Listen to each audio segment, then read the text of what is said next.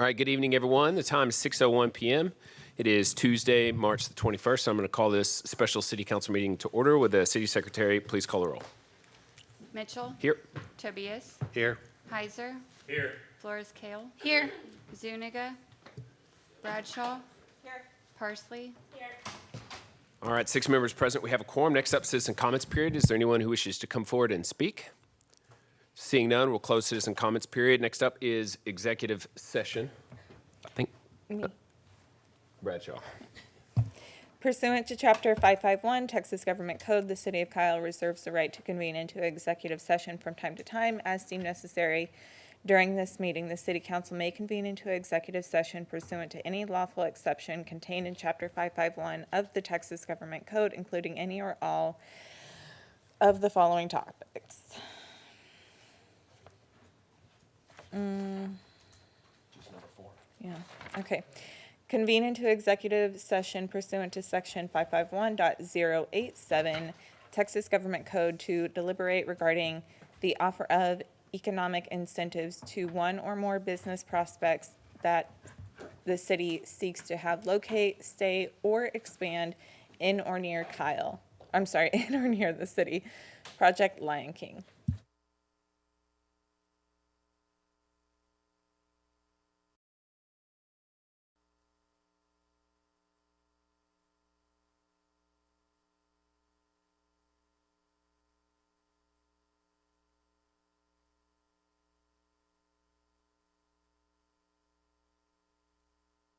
Do as your local police department. Inasmuch, they also gave us supervisory positions that we need to help supervise our community. I need it. We're not on TV. You good? Yeah, of course you're being recorded. All right. Okay. Is that working in the back, y'all? All right. Usually I talk loud enough so I don't need a microphone. But like I was saying, tonight is an unbelievably precious night for the Kyle Police Department. I was mentioning that the City Council gave us a number of positions, including very special supervisory positions to help our police department provide services to the community. As these young men and women have grown up through the police department and they've performed their services as a police officer or a detective, they've now decided and elected to try to move forward in their career and share their experience and their wisdom as a supervisor. So tonight we're here to promote 9 new supervisory positions within the police department, and we have 2 more to go in the coming weeks. So that's going to be 11 new faces that are helping shape the future of the Kyle Police Department. As we promote these 9 individuals tonight, we will have corporals, we will have sergeants, and we will have commanders that will help myself, the assistant chief, and our existing commander lead the police department, provide services that make you proud as a citizen for our community. It is a wonderful night for us. We have never in the history of our police department promoted so many supervisors at one time. Matter of fact, not even in a year or 2 years have we ever promoted this many supervisors at once. They've all gone through a very grueling assessment center and testing process. They have earned their right to get their promotion tonight. And we are very excited. We have asked our judge, Judge Andrew Cable, if he would come and perform the very precious ceremony for the oath of office for our newly promoted supervisors, and that's what we're here to do. So in a moment, I'll ask Judge Cable to come forward. Here's what it's going to look like. He's going to come forward. We're going to do the oath of office. We're going to say a few more words here. When we get through in this room, the City Council has business to do tonight. They start their meeting promptly at 7. I have also obtained permission. I'm going to speak during the citizens' comment section, which is very early in the meeting. It's pretty much after we get started. And I'm going to introduce these new promoted officers to the community during that meeting. So that's probably around 7:15-ish. Once we get through there, we're going to go over to the police department where we have a reception set up for everybody. So we hope that everybody can join us at the reception at the police department after I introduce them to the citizens, the community, and the council at around 7:15. Sound good? All right, let's get on with it. Judge Cable, may we ask you to come forward, please? I will turn the mic over to Judge Cable. Officers that are going to be promoted, please step forward for the oath of office. Okay. Council, Mayor, thank you. Chief, thank you very much for the vision to bring forth a quality department that's going to grow with Kyle. Thank you all very much for giving me the opportunity to swear everybody in as well. It's kind of neat. I think I've sworn a lot of these officers in originally as original officers. All right, instead of having you individually, I'm going to swear you in as a whole. So I'll ask you to, and I'm going to put this down for a second. Thank you. If everyone would raise their right hands for me, please. In the name and the authority by the great state of Texas, I state your name, please.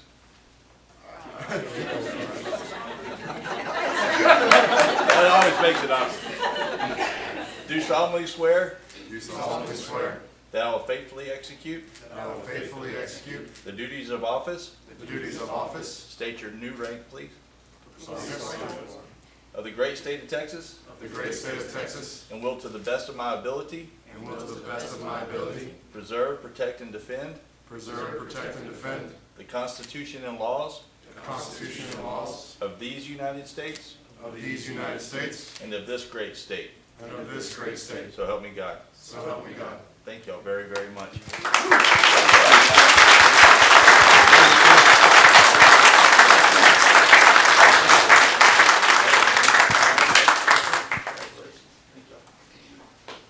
Introducing you tonight. Actually, we'll do the badge pinning first, and then I'll call them by their new title as we do that.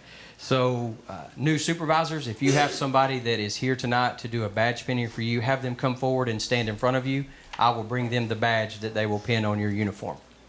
So if you are a family member or a friend that is here tonight to do the badge pinning, please stand in front of your officer, and I'll bring you the badge.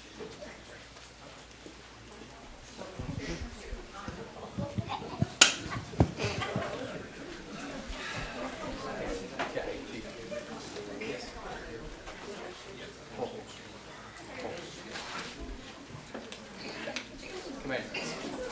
Hey, Commander. Sergeant.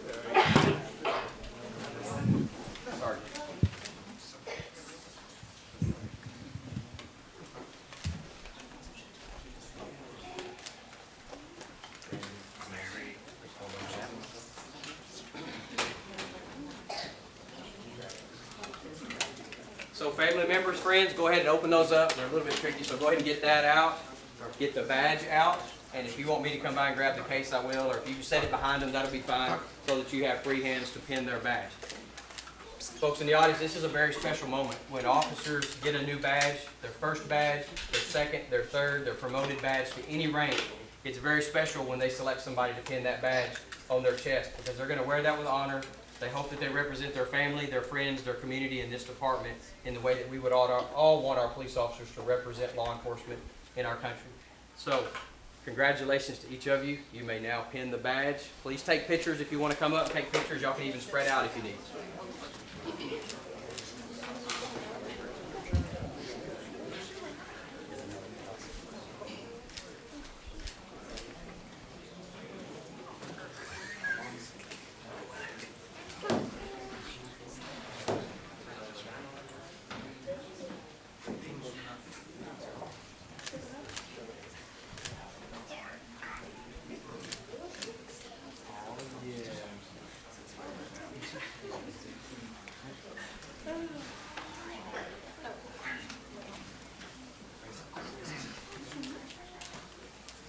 Once you get pictures, we'll leave the newly promoted officers here up front, because I'm going to say a few more words, and the assistant chief's going to say a few words as well. Family members and friends, thank you very much. You can return to your seat. We will, I promise, have more time for pictures tonight. I promise.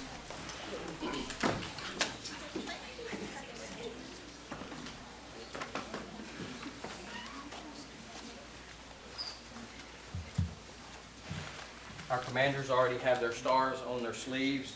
Sergeants, before we leave here today, let's make sure we get you your, yes, hope I have all of these. Sergeant, yes, sergeant, sergeant, sergeant, and sergeant. This will be the new collar brass that they'll wear on their uniform as well. If you notice, our commanders have a star on their collars. The corporals will be getting silver epaulets or insignia or brass to wear on their collar as well soon. Yeah. I told y'all it's historic, right? It means so much that you are here tonight to join us. If you don't mind, I want to let our Assistant Chief say a few words here too while we have the crowd. Assistant Chief Hernandez.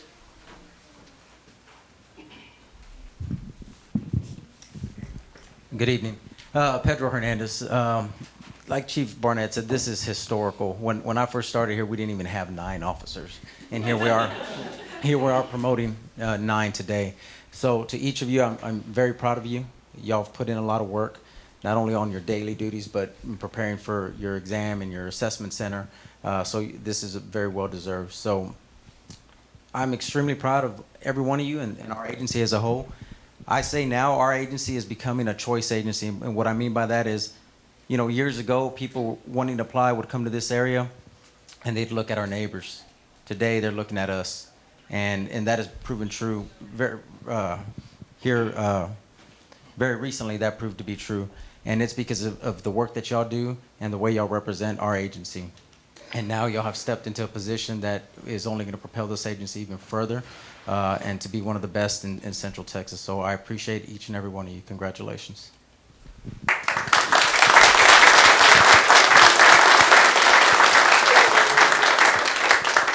Thank you, Assistant Chief. I appreciate that. The good words. Officers, does anybody here want to say anything to the audience? This is always a resounding no. So with that said, the only thing that I need you to do for the next few moments is I have the corporal stack, the sergeant stack, the commander stack. I need you to come over here and sign your form and then leave it on the table so that I have that. We'll place that in your personnel file. The next thing that we need to do is we're going to have you wait in the hallway, visit with family, visit with friends. The council meeting should start promptly at 7.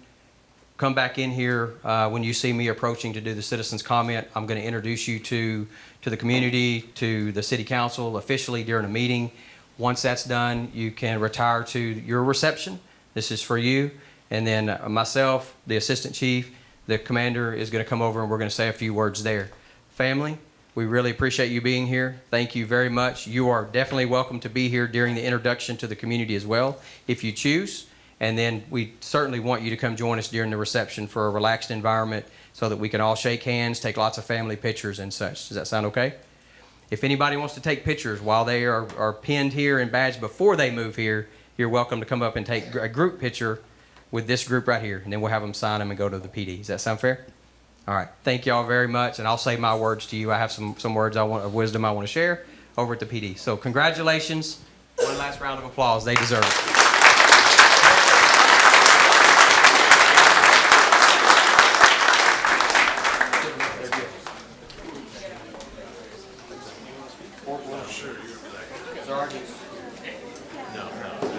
Yeah, corporals are there, sergeants are there, the commanders, sign this thing on the table.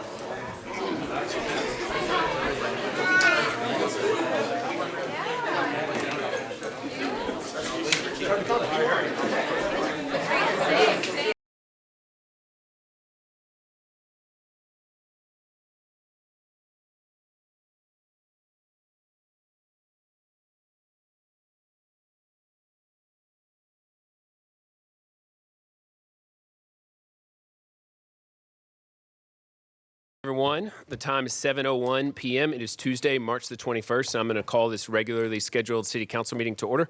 Would all please rise for the Pledge of Allegiance?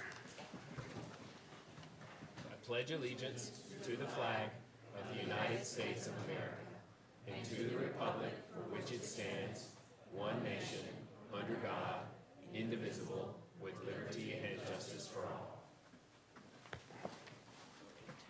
Would the City Secretary please call the roll? Mitchell, Here. Tobias, Here. Heiser, Here. Flores-Cale, Here. Zuniga, Here. Bradshaw, here, Parsley. Here. All right, 7 members present. We have a quorum. Next up is citizen comments period. This time we ask anyone in the audience who wishes to come forward and speak to please do so. We ask that you limit your comments to 3 minutes and that you direct those comments to the mayor and city council. We also ask that you fill out a citizen comments form and submit that to either myself or the city secretary. First up is Chief Jeff Barnett.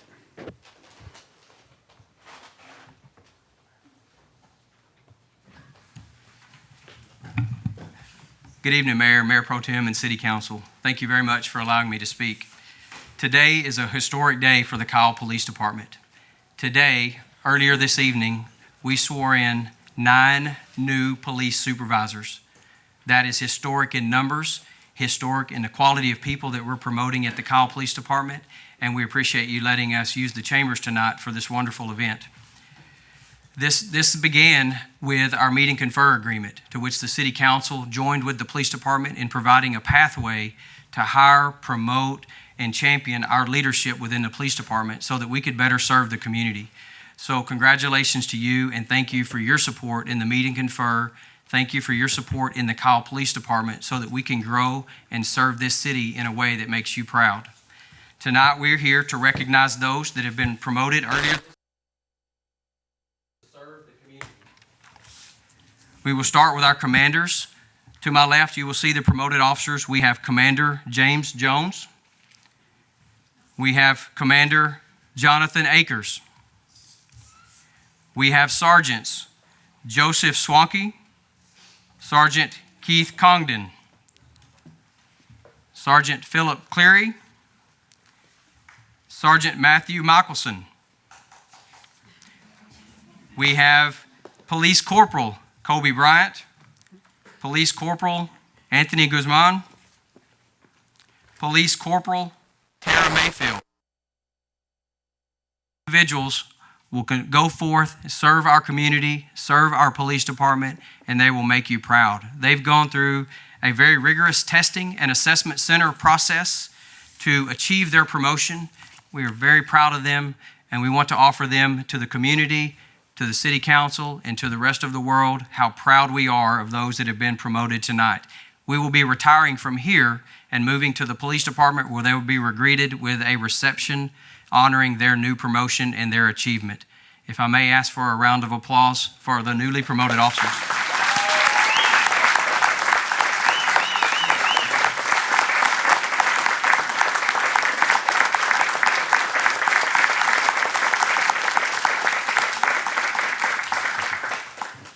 Thank you, Mayor. Thank you, Chief. Thank you, officers. Enjoy your reception.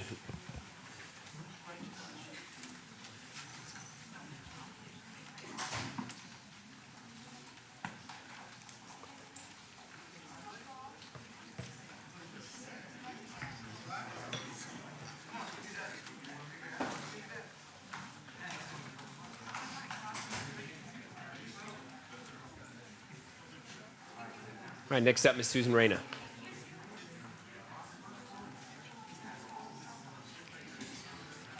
Good evening, Mayor and Council. My name is Susan Reyna. I'm a resident of Kyle, and I'm here tonight as a board member of Preservation Associates, which owns the Catherine Ann Porter House down the street. Sorry. And I just wanted to announce a different exciting event coming up this week, following that one. This Friday, we will have in Kyle Jericho Brown, who is a Pulitzer Prize-winning poet. He will be speaking this Friday right down the street at 508 West Center Street at the Catherine Ann Porter House at 7:30 p.m. And it's free and open to the public, and so I wanted to invite you all and all of the city of Kyle to come out and see him. We'll set up extra chairs as needed, so we have outside space, so overwhelm us. Once again, that's Friday, March 24th at 7:30 p.m., and I hope to see you there. Thank you. All right, thank you, Susan. But that is all of the citizen comment forms that I have in front of me. Is there anyone else who wishes to come forward and speak on any item? Okay, seeing none, I'm going to close citizen comments period. It is now closed. Next up, approval of the minutes. Mayor, I'd like to go ahead and make a motion to go ahead and approve the minutes for City Council special meeting on March the 7th, including the regular special meeting on March the 7th as well. Motion by Mayor Pro Tem Tobias, seconded by Councilmember Parsley. We approve the minutes for March 7th. Is there discussion on that motion? All those in favor say aye. Aye. All opposed. Motion carries 7-0. Next up is agenda orders. Is there anyone who wishes to propose to move any items? All right, seeing none.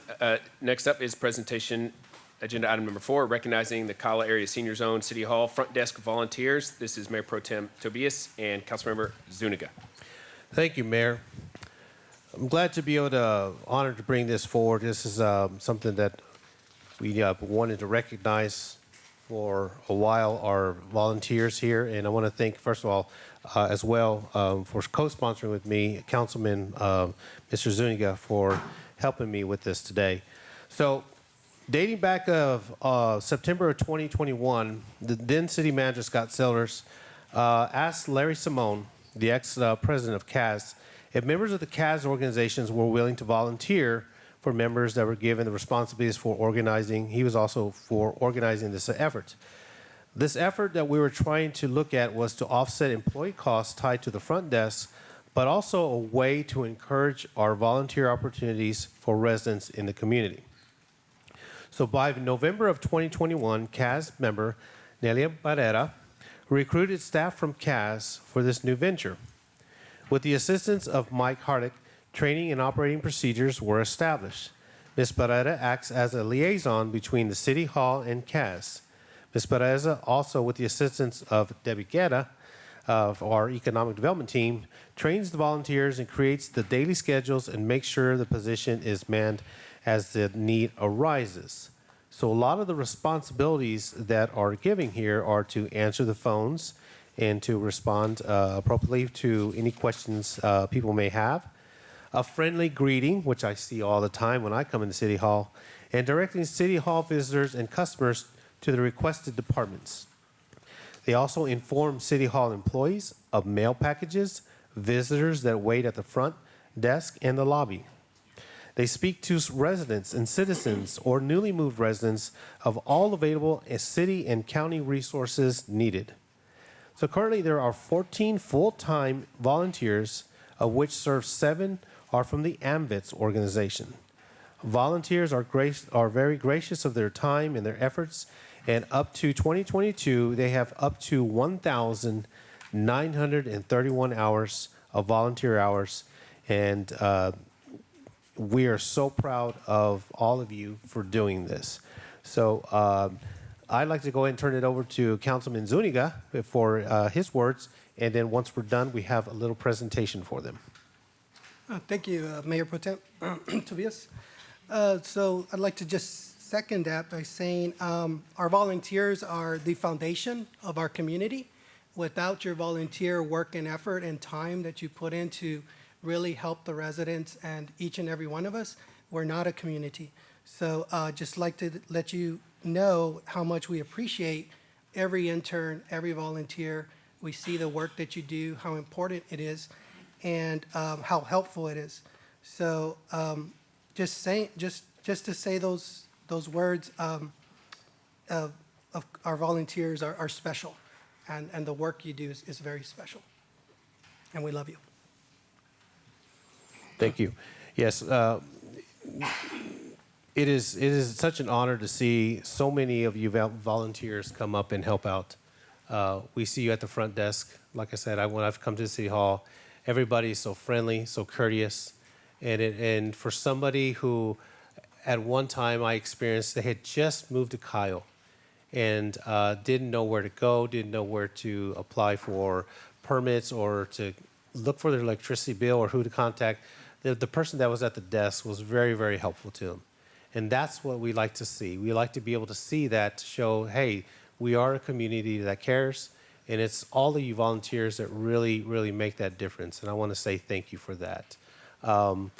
We have a little an item for you, unless anybody else would like to say any words referencing our volunteers.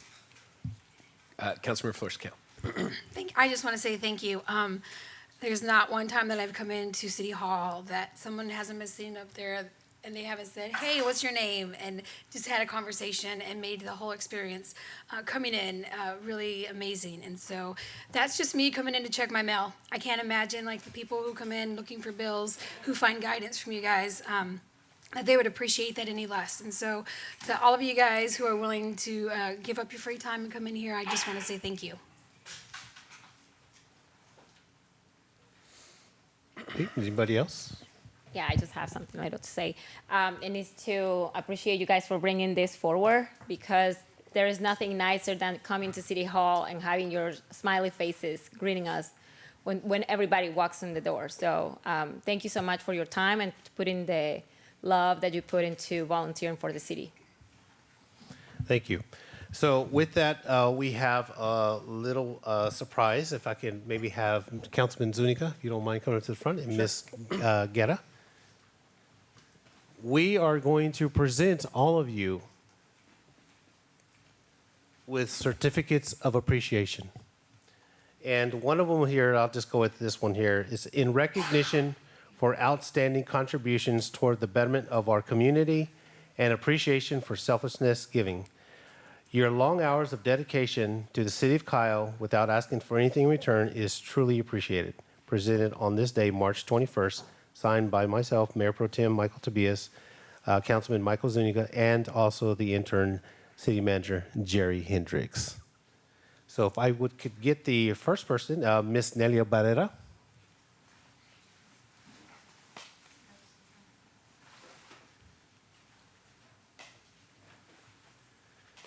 May I say one little thing? Sure. I wanted to honor Mr. Don Crow. He was our very first volunteer. Would you like to come to the podium, Ms. Barrera? To the podium, Ms. Barrera, please. Thank you. Well, I have a long speech, but at least I wanted to honor Mr. Crow. He was 90 years old when he came here. He was the first one on that Monday morning. And Debbie was there, and I was there, and it was just a wonderful experience. So thank you so much. Thank you for your yays and your yeses all this year in helping the Kyle Area Senior Zone.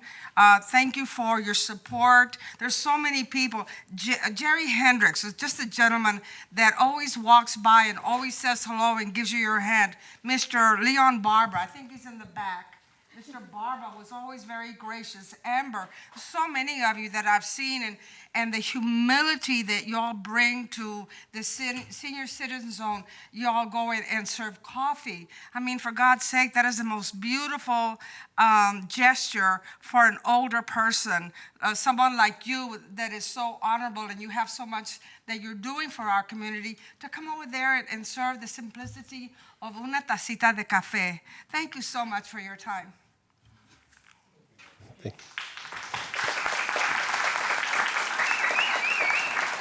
Next up, we have Domingo Castilleja.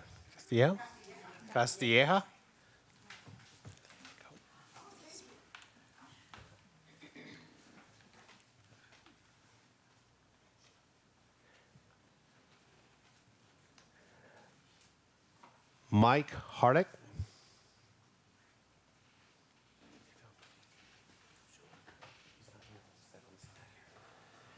Angie Hardick.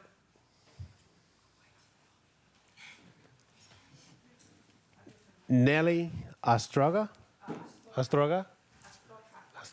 sorry.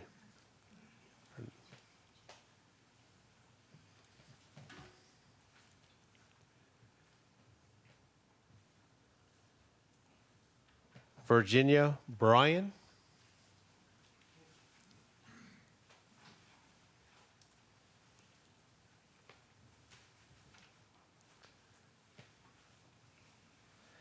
Rosa Lorea.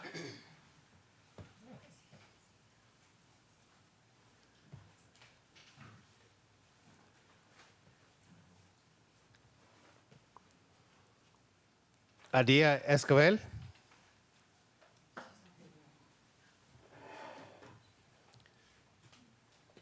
Mr. Howard Cohen.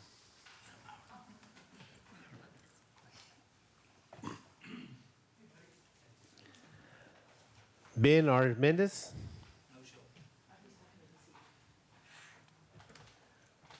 Gilbert Armendez.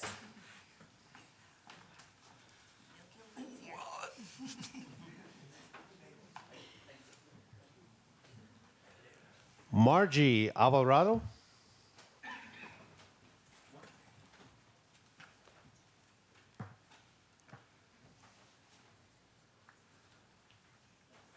Mr. Don Crow.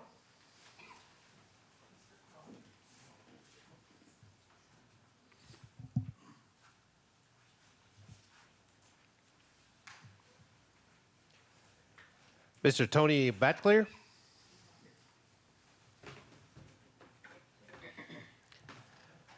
Mr. Fred White.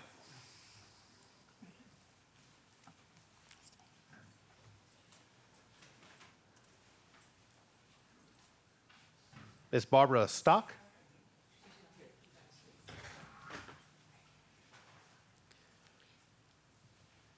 Miss Essie Merrill.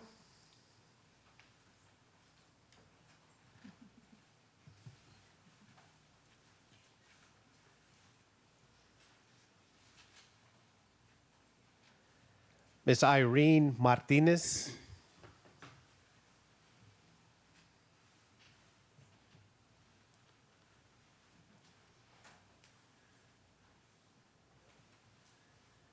Mr. Bruce Gilson.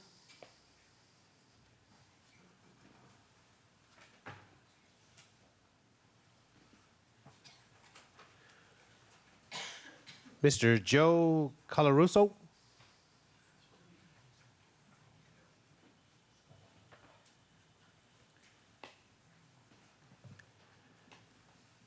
And Mr. Chris Calkins.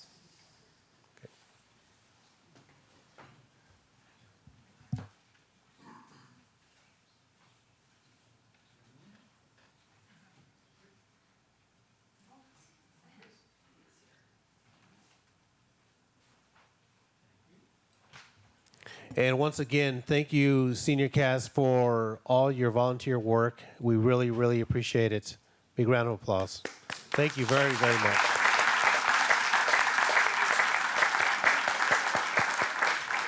So if you don't mind, Council, if we can get a group photo.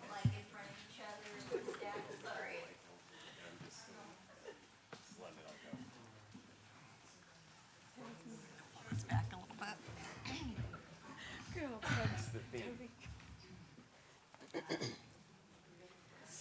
All right, if we can squish just a little bit more on this side. Yeah, sorry, I'm trying to lower this a little bit.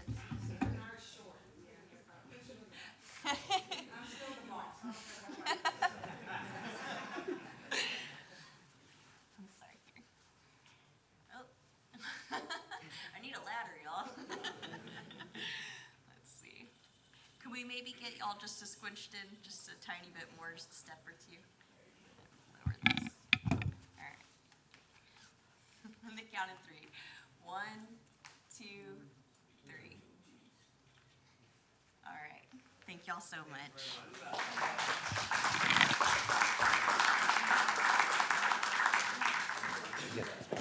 Yeah. Thank you, Debbie. Thank you, Mayor.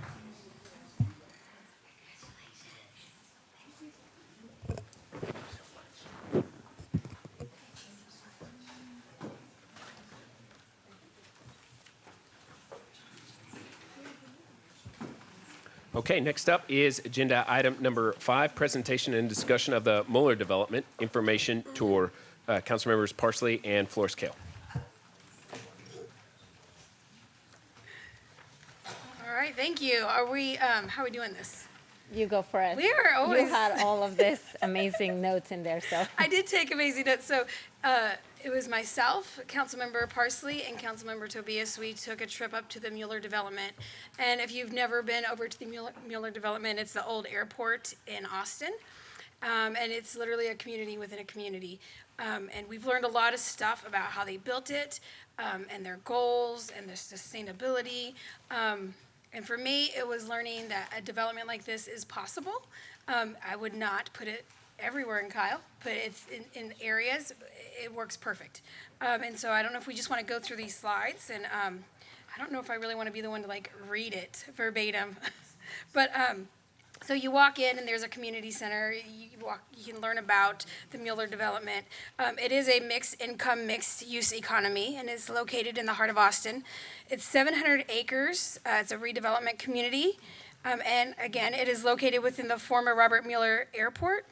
The development is a public-private partnership between the city of Austin and KASZ Development Group. The discussion for this planned community started in 2000, and it was unanimously approved, or the development agreement was unanimously approved 4 years later, December 2nd, 2004. So if you want to go to the next page. The Mueller development is a 100% tax retainment, 20-year TERS, and it expires in 2024, which means next year. So the goals for the Mueller development which I thought was a really great idea to set these goals and then to build around all of what they had hoped for, are fiscal responsibility, economic development, East Austin revitalization, which reminds me of downtown revitalization, compatibility with surrounding neighborhoods, diversity, and sustainability. The interest to live in this development was so high that the developer had to create a lottery in order to set up the first set of homes. 25% of these homes and rentals are set up as income-based. These homes are the exact same homes as the surrounding homes, but are limited to income.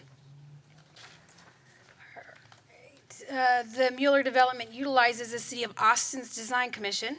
And that's important to bring up because we have something on the agenda that kind of mimics that.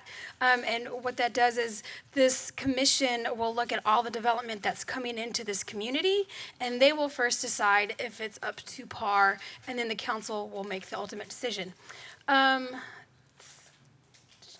It is, okay, I'll keep, that's a good point. The city's design commission provides recommendation to the city council to assist in developing public policy and promote excellence in design and development. Developers cannot obtain a certificate of occupancy without the approval of the design commission. All right, Daniela, do you want to? So there were so many things that were eye-catching from this development alone. I love the fact that they had some standards that no house had to be the same. Like they had to have different models that the same builder had in different developments. That no matter the fact that 25% of the homes for certain developments had to be given, for lower income families was really great.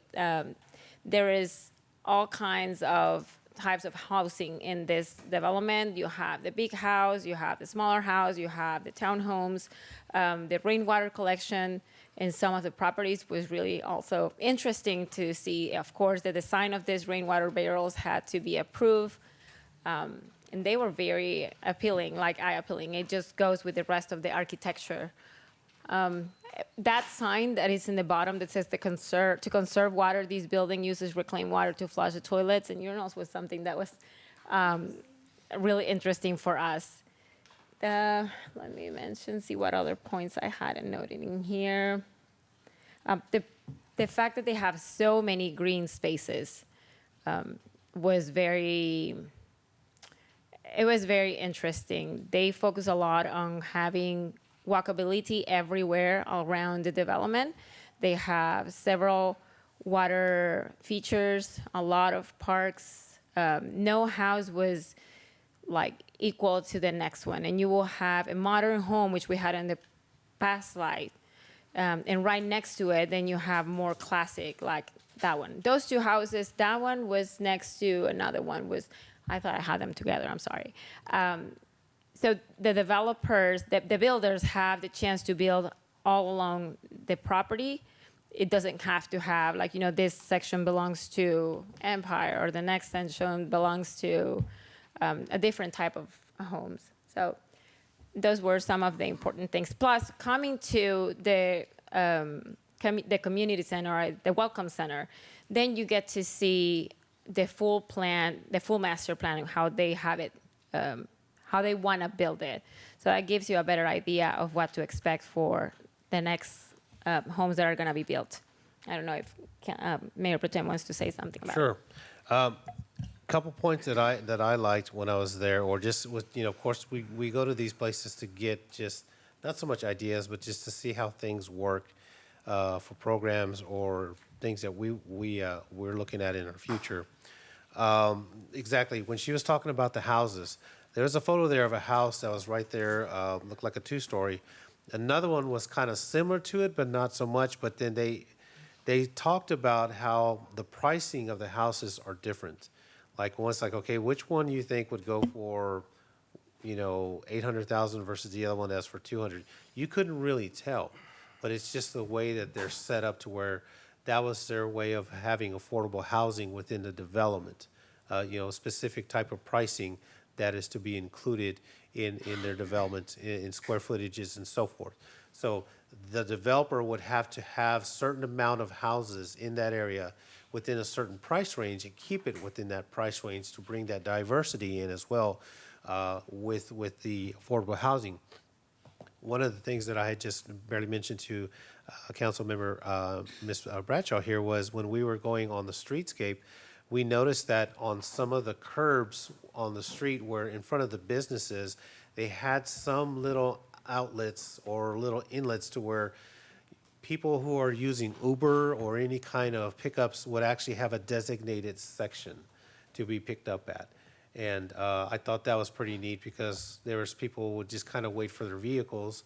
And instead of like, you know, when you go to a street or you go to a city or you go to a town and you're waiting for an Uber, the car just kind of stops in the middle of the road, right? Or on the side. Well, these actually had designated areas within around the complex to where you could be able to utilize it and say, this is section A or whatever, or pick me up at here. And I thought that was pretty neat on that end there. The green space was spectacular as well. If you saw, there was a picture of the lake itself.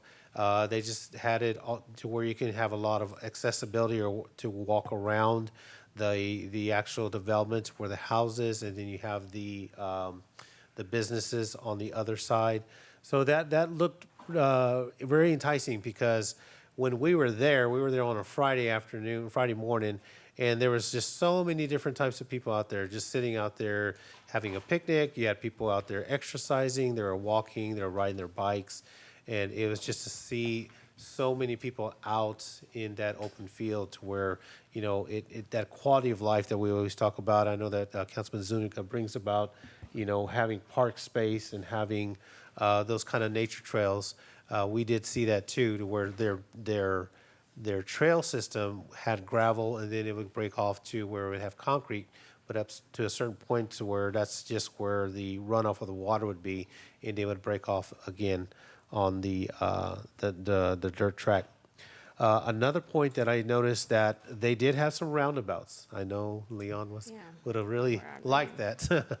But the way they designed them, Leon, was how when you would walk up to there, they would have a little bit of an island, okay? They had a little bit of an island to where if somebody was to cross, they still had a little bit of a designated safe space, but within that little island, there was actual shrubbery, or there was actually nice landscaping that was there with a street light or just like a lamppost. And then that way when cars would go by, the person can proceed on to. And of course, it would have to. They're called pedestrian refugees. I remember writing down. Yeah. So you know they did have roundabouts, but it wasn't kind of like how we see like Burleson or Caseta Ranch. They actually had little islands in the middle for the pedestrians to be able to, like if they're walking their dog or whatever, they can actually stop or have a yield space. Then the other thing I noticed as we were walking into the retail development, exactly, you're right. They had a huge water tank where a lot of the businesses were collecting rainwater. And the way they designed it to where they matched it with their development, like the restaurant. I think there was an Italian restaurant there or a little pub. So their big water tank was designed as like a large kind of whiskey kind of bottle. Or like a big beer bed. Yeah, exactly. And so it looked pretty neat in how they incorporated all of that together with the development, but it also collected rainwater. I know that's another thing that was brought up about looking at ideas like that. So overall, it was really, really, really neat. I really enjoyed it a lot and had a good time out there to look at that. We didn't want to take much of your time, but wanted to kind of share our thoughts about touring this development. And also, if I can just name like 3 things that I thought were really great. One is there are 15,000 trees that were planted for this community. You can go from the Welcome Center all the way to Dell's Children, almost completely under a canopy. And so I asked them, how did you do that with the roots? And they use what they called root barriers. So when you plant the tree, it forces the roots to grow down. And then they told us if the roots are coming up, it's because they want water. And so, but rarely will it break through the barriers. And I thought that was great for Kyle to know for any future use.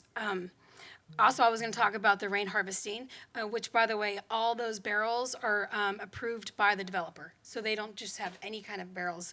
And I know we talked about them last meeting. I think Zuniga had brought that up, and the canopies. And finally, my favorite fact was that they have a hotel that went in there. And that hotel, they waited for 10 years to get the right development. And so I think that's a good lesson for Kyle to kind of like look and say, okay, it's okay to wait. It's okay to like make sure what we want is what we get. And so, and for them, that hotel is magnificent. It's really nice. And so patience is a virtue. All right, thank you all for that presentation. Does anybody have any commentary? Awesome, very, very informative. Thank you so much. All right, next up, agenda item number 6, update on various city manager's report. Mr. Hendrix. Good evening, council members. Jerry Hendrix, for the record, interim city manager. First up on my report tonight is our parks director, Mariana Espinoza.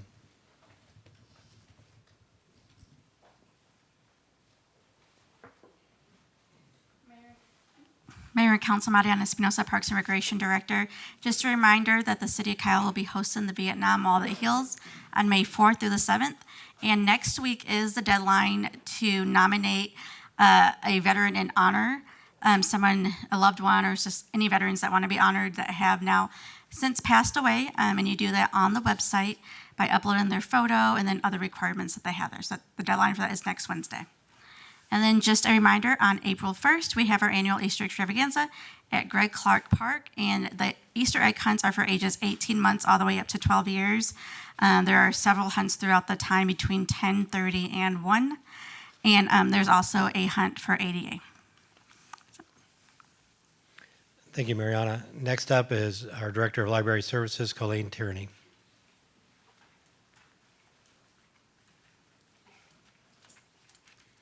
Good evening, Mayor and Council. Colleen Tierney, Director of Library Services, for the record. We have our seed swap this coming Saturday.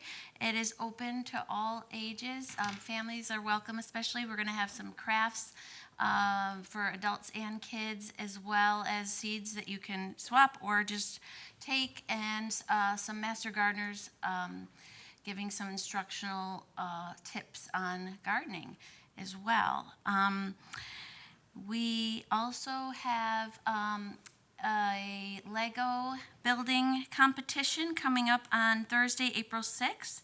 It's sponsored by the Kyle Buda Kiwanis Club and also the Center for Autism-Related Disorders will be there as well. They're supporting it and sponsoring it as well. The contest is for ages 8 to 18. Other age children are welcome, but the specific competition is for that age range. There will be prizes for all the age categories, and the doors open at 3:30 and the competition begins at 4. We also have on Friday, March 31st, we have our senior movie night is actually opening up to all ages, and they're featuring the movie Mulan in honor of the last day of International Women's Day. And, I forgot to mention, the theme of the Lego event is dinosaurs this year. Thanks. Thank you, Colleen. Next up is Planning Director Will Atkinson.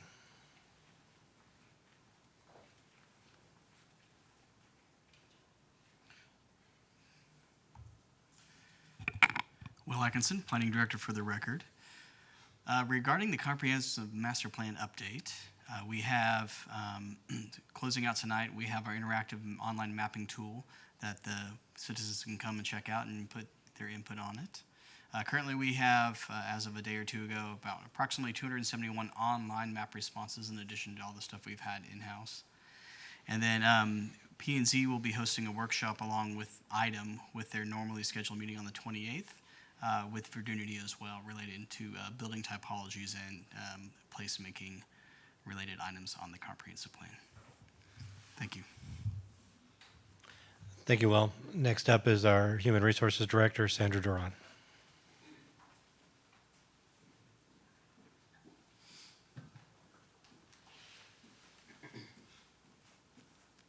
Good evening, Mayor, council members. Just to let y'all know, the employee survey is coming up pretty soon on April the 3rd. We're kicking it off.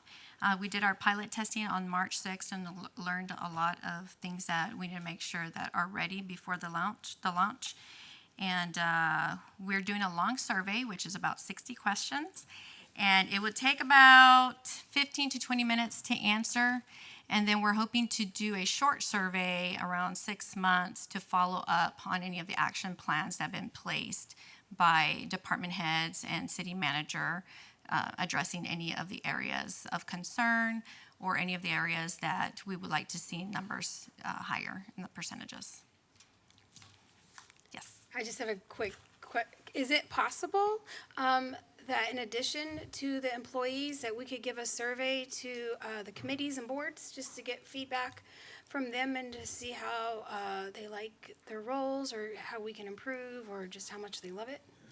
Would that be possible? It is possible to customize a survey that gears towards that. We will just have to work with council on what the questions are because they have to, measure up and be valid and go through the methodology that the questions are asked in a proper way to get the feedback that you're looking for. Okay, is that like something that we should bring back on an agenda? I'm kind of curious as to what council thinks. I think it's a good idea. Maybe we can bring it up as an item to have a discussion about doing a survey for the boards and commissions.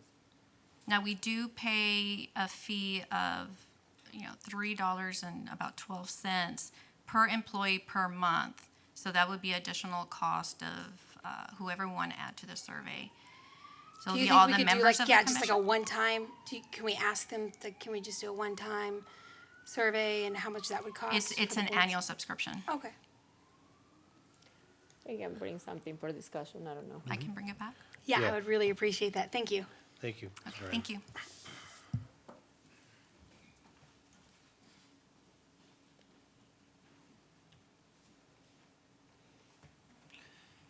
Mayor, Council, next up is me, Jerry Hendrix, Interim City Manager. First off, I'd like to remind you of our TERS 2 board meeting this Thursday. Sorry about doubling up on meetings on you this week, but this is an important meeting where we're going to kick off some additional work to be done in our TERS 2, and would appreciate you being there if you can. Next up is, I want to remind you of our special meeting for Proposition F that's going to be on Saturday, April 1st at 10 a.m. here at City Hall. And I think there's going to be a breakfast before that. We're going to get our heads in the right place before we go into this meeting and then jump into the meeting later on at 10 o'clock. So look for more on that as we get closer to April 1st. Trying to figure out who's going to move this slide, me or... So I also like to have some discussion about our budget calendar. We had sent out a reminder that our budget work session number 1, initially it was going to be Saturday, May 13th, but that falls on Mother's Day, so we moved it up to May 6th. And now we're hearing that some council members might not be available. So I wanted to open it up for a discussion. Y'all check your calendars. We could move it up another week. We could do it on a weeknight. But I want to make sure that this meeting is available to each of you. So may I add a word? So I know I mentioned I was going to go out of town for Mother's Day. I'm no longer going out of town, so if I'm open that weekend. The 13th? Yes. If we don't mind moving it back to that date, because I will actually be out of state the week of the first week of May, starting that Wednesday, and I won't be back till the following Tuesday. So if the 13th would work for that Saturday, with just the first session, I'd be available there. I'm more of a fan of 8 a.m. personally. Yeah. I like giving up the least amount of my Saturdays possible. Those are family days. I second that. No, it's that Mother's Day is going to be tough for me. I will make it work. But if we're going to come in, I'm with Mayor Mitchell that we come in earlier. Yes. All right, we'll move it back to the 13th, and we'll start at 8 a.m. Yes, sir. Thank you.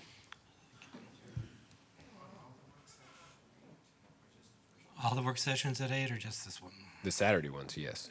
Yes. Thanks. All right. Yeah. I'd like to introduce to you some new Team Kyle members. I don't know that they're here, but we have 3. We have Daisy Carrizales, who's a new police records clerk. We have Ian McGuire, who's a building maintenance specialist, who will be working with our facilities crews to help us keep up with our building maintenance and preventive maintenance and making sure everything's working right. And then Renee DeMoss, who's a police cadet. So we have a number of other positions that are being posted that are in the works, and we'll be bringing those to you as we get them filled. And lastly, I'd like to announce internal promotion. Congratulations to Calissa Guerrero on being promoted to Utility Billing Supervisor. This is a very exciting position for us. We've made some changes in our utility billing area and the hours that they're open and the way they work with each other. And all the indications that I have is that's been a huge success. Clarissa is the perfect person to continue bringing that work group forward. And she's been with us for 20 years, so we probably met her before. She's an outstanding employee. Over the last 7 years, she's been the lead utility billing clerk and has always been a part of the success for that work group. And just want to congratulate her publicly for a job well done and looking forward to great things for her. And unless there's any questions, council members, that concludes my report. All right, thank you, Jerry. Next up, CIP road projects and consent agenda presentation.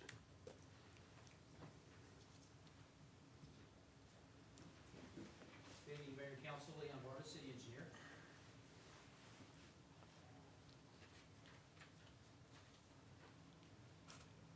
Park, we're at 87% complete. I'll just go over what's completed so you can see they are making progress. They've installed the mechanical, electrical, and plumbing in the pavilion and restrooms. They've installed the plumbing at the kids' area and reflecting pool. The ceiling pavilion is up. Right now, they're waiting on some mock-ups to make some transitions between those different roof structures. The water feature in front pavilion has been poured. They've placed the concrete in the kids' area and completed the concrete mounds in the playground. And they painted the swing structure. On the top, you can see what's still ongoing, so they still have a little ways to go, but they're projecting April of 2023 to complete that project.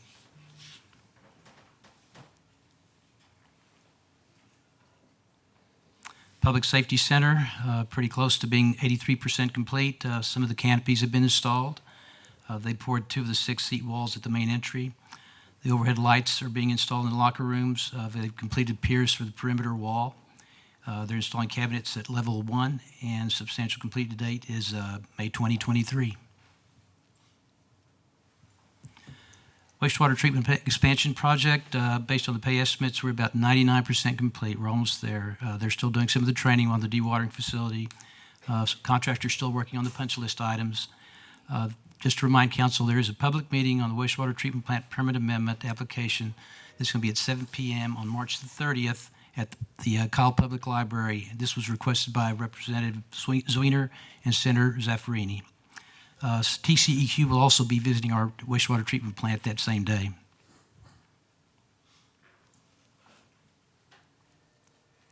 Southside Wastewater Improvements Project, we're about 93% complete.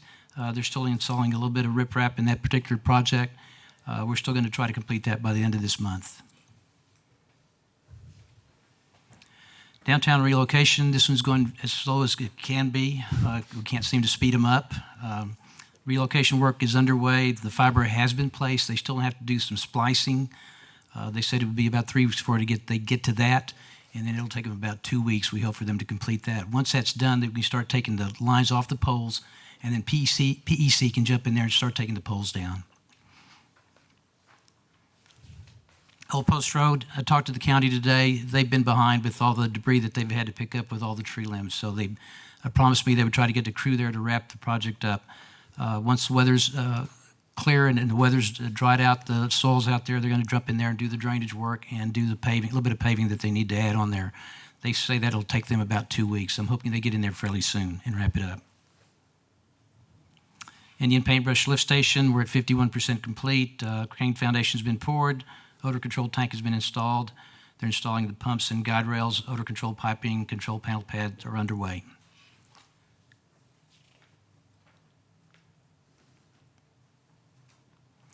This is another chance I wanted to show you the Crosswinds water storage. We are having 150,000 gallon ground storage installed there, in addition to 150,000 gallon elevated storage tank there. 2 more of the shafts have been delivered. All 3 sections have been fitted together. They've installed ladders, so they're trying to wrap this project up. Consent agenda items, we have amendment number 1 to the Cobb Finley and Associates contract for the Waterleaf project. What we have today is an existing 21-inch line in the Cool Springs development. We paid for that upsizing so that we could handle all the additional flows that were going to come from the Waterstone project. Right now, today, that 21-inch ties into a 10-inch line on 150, so obviously we need to upsize that line. And this particular amendment will wrap up that design and also take us to project management to complete the project. This is consent agenda item number 10. This is for awarding a contract to Cedar Hills Construction LLC. I do want to let council know that we made an error on the agenda item. It's posted as Cedar Hills Construction Inc., INC, so we need to make sure that that gets changed to Cedar Hills Construction LLC. This is phase 2 of this particular project. This project, when we first estimated it to complete this line, it was about a $2.5 million project. So at that point, we decided to phase the project in. That's why you're seeing these phases. That's how we're phasing the project. So we started at the downstream end. That was phase 1. That's been done, and we're getting ready to do phase 2. And later, we plan to start working on phase 3. I'll let Victoria Vargas handle this particular side. This is item number 11. Thank you. Victoria Vargas, Director of Economic Development. There's an item on consent for the Memorandum of Understanding for the Teacher Externship Program. It's a partnership with Workforce Solutions, Rural Capital Area, the school district, and our department. And what we're doing is helping the school district find pair teachers for summer externships. So it's almost like an internship, but for teachers over the summer. And so what they're gaining is real-world knowledge, working with our local industry and bringing that back to the classroom. So the school district will ask us, will let us know what industries they're looking to pair teachers with, and then we go out and try to find them. Past participants have been the New World Bakery, the Pie Company. I even hosted an externship a few years back, HEB Seton, and then the photo here is CG&S Design Company. So there's no monetary contribution. It's just in-kind services of my time and Lauren's time helping pair the teachers with the educators. Okay. Any questions? Thank you. Next items are 12 and 13. I'll let the chief take this one over. Thank you, Leon. Mayor and Council, Jeff Barnett, Chief of Police for the record. Items 12 and 13 relate to the same topic. We are asking your permission to apply for a renewal of a 2-year Victims of Crime Liaison Grant from the Texas Attorney General's Office. That, if awarded, their grant will provide $49,500 for each of the 2 years. This is to provide continued funding for our crime victim advocate staff that is currently employed in the police department, and that is Ms. Hannah B. Bickford, as you will see her in the back. Second, with that, item 13 is a resolution that is required with the application of the grant. And just to put into perspective, they served over 700 victims in calendar year 2022. So they do a great, tremendous amount of work for the city and for the police department. And if awarded, we would certainly come back and notify you of the award and ask for acceptance. Thank you. Mayor and Council, that concludes my report. Any questions? Anybody have any questions for Leon or staff? Councilmember Parsley. All right.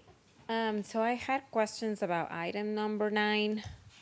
As I was reviewing the backup material, I see that they were suggesting for us to go with option number 3, which will be to construct a parallel instead of like digging out the, give me 1 second if my item could open. Oh, here we go. I'm sorry, my internet seems to be low. Okay, so it was giving me three options of what they were suggesting to do in order to increase the flow or to increase the diameter, I guess, of the pipes. And they were, for what I was reading, it seems that we went with the option that was the least expensive. That will be constructing a pipe next to the one that we currently have. Is that what we are planning on doing? At this point in time, there isn't a line right there down through the creek area. So it'll be a brand new line through that creek area. They're probably talking about the section that's in 150. And the consultant is here if you want, if I can ask him to come up and maybe explain more in better detail. Yes, because what I wanted to know is if it was going to be any sort of digging, and I had my notes in here. Yes, there will be some excavation. Now, when we cross 150, we're going to have to bore. That's a TxDOT road, so we'll have to bore that. Okay. Yeah, but as we go further downstream from that 150, we do have to excavate near that ditch. So this is going to be a new line. I thought we were upsizing the current one. It is an existing 10. We need to upsize it to probably a 21 or 24 inch. That's correct. Okay, so the one that we are going to be upsizing, we're not going to be building parallel to the one we have, because that's what I understood, that the option 3 that they were recommending is what we were going to do. If I remember correctly, the 10-inch line goes through some of the streets through the subdivision, and I really wouldn't recommend that. I'd rather go ahead and put a new line through the creek and go that route. Okay. Does that make sense? What would happen to the old one? Is it just It going to would stay be there? probably, it could remain in use, but we could also close it off too. It just depends on how we design it. Okay, yeah, what I wanted to know is if, because it said that we're going to have additional acquisition of right-of-way acquisition. That's And I correct. don't know if that was going to be added to the price that we currently have in there. This is just for the design fee, so that could be additional cost. That would be additional. Because right So now we this have a is just drainage design. easement. Pardon? This is just the design. Yes, Okay. just the design, yes. And there may be additional, that's a drainage easement, so we'll probably have to convert it to a wastewater easement. Okay, those were my questions. Thank you. Councilmember Zuniga. Yeah, Leon, I had questions about this too. When I was looking at the proposed map for the interceptor, so the question is, on Gina Drive, you said you're not going to have to go through the street, so you will bore there? There will be no street pavement required for the new line? The plan is to take the line through the ditch. That's where I would try to take that line. I really don't want to go down through the streets. That's very Right. disruptive to the neighborhood. Right, I live on, close to that street. We will make sure we won't go that route. So then you're also going behind a lot of these houses, if they're platted there. Are those easements for the houses, or are you gonna be on the street, or is that open space where the new line is going? Because you're also crossing through Waterleaf Boulevard. That one, it says you will make repairs on. So will there be sections that are in the open space, not in the back walkways of fence lines? Or are we getting close to fence lines here in Waterleaf? The design hasn't been completed, so I really can't tell you how close we're going to be getting those fence lines right at this point in time. As we go through the 60, 90, 100, that's when we'll be looking more closely at those issues. And there may be street cuts, and we'll usually excavate and replace the street. So right now, we're just looking at Waterleaf street cut, because that is mentioned here. That would be the one street cut that you would be doing? I'd have to check with the consultant and see if that's true. Okay, who else is connecting to this wastewater line? You have proposed by others, the 48-inch gravity sanitary sewer. Is that for future connections? There's a section of 30-inch line that was the original line that feeds the plant, goes to the plant. That line is being redesigned right now. It's going to be a 48-inch pipe. And so that we have to coordinate between that consultant and Cobb Finley as we make that connection. And I guess just to get back, I don't think I was clear. Councilmember Parsley said, is the old line going to be removed and then the new line in there? We won't be taking the old line out. If anything, we'll plug it up. If we don't need it, we'll just plug it. Okay. That's what I had about this one. I also have a question about number 10. Go for it. So that looks like that was the lowest bid, and then there was one that was 2x this bid. So I'm glad that you chose this one, but I'm not, I guess, is this for just the design, or is this to do the construction? This is for the construction, yes, sir. Okay. Now, are both of these in budget, number 9 and 10, or are these out of CIPs, or are these out of wastewater fees? What pays for both 9 and 10? Number 9 is paid through the CIP. I'm sure Pervez will correct me, but number 9 is a CIP project that was scheduled. Number 10 is every year we set aside $500,000 for improvements in the downtown area. And so we try to set a budget to where we can do so much with that $500,000. So we push it to the max to get as much as we can, because that's what we're limited to. I do want to let council know that in my proposed budget changes to the CIP program and the budget, I'm asking that we increase that amount to $1 million. We're not getting very far with $500,000. And most of your infiltration in the city is in the downtown area. We have a lot of old clay lines. They're cracked, they're broken. We have a lot of inflow coming in from those lines, and it was already been identified in a report we did back in 2015. So that's why we want to focus more on the downtown area to improve those lines that we have through the downtown area with these monies that we're getting from council. May I ask a question about item number 10 too? And I'm glad Councilmember Zuniga brought this up, because that was my one concern. It's like we have one that we picked the one that was the 484, but we had one that is twice as much. And even having a 10% contingency, it just makes me worried that, and I trust your judgment, it's just like, I don't understand how two companies can have such a different amount in price, and how many change orders is that going to come back with? It's not unusual to see one contractor bid way over what we've estimated. We estimated about, I'm going on memory, $700,000 on this project. That was our initial estimate. And if you'll notice, the second bidder, they weren't that far off either. But in this case, we really felt good because we got, I think, 8 bids on this project, which we thought we would just get 2 or 3, but we got 8 bids, which is really good for us to get that many bids on this project. This particular contractor did the first phase, so they have a little bit of knowledge of what they're going to run into, what they're going to encounter. Okay. We also did a better job this time of actually walking down the street. One of the problems that you have in the old part of town is sometimes the services are not where you think they're supposed to be. And we find them under houses, on private property where they're not supposed to be. We found houses in the right-of-way. So we find many things in the field that we didn't expect to see. But in this case, our project manager walked the site, Public Works was with them. They identified all the services as best as they could with what they could find. So we don't anticipate a lot of change orders on this project. Now, can it happen? Yes, it can. We can run into some surprises out there. Utilities that were not identified, or some of the hard rock that we encountered the very first time we did this project. Sometimes those outcroppings of hard rock pop up, and we took borings again this time. We took borings, but like I said, surprises happen out there. It's mostly excavation, right, Leon? That's excavation and some street repairs, yes. Okay. Those were the 2 questions. Okay. So yeah. Thank you. Mm-hmm. Any other questions or comments? Mayor Pro Tem.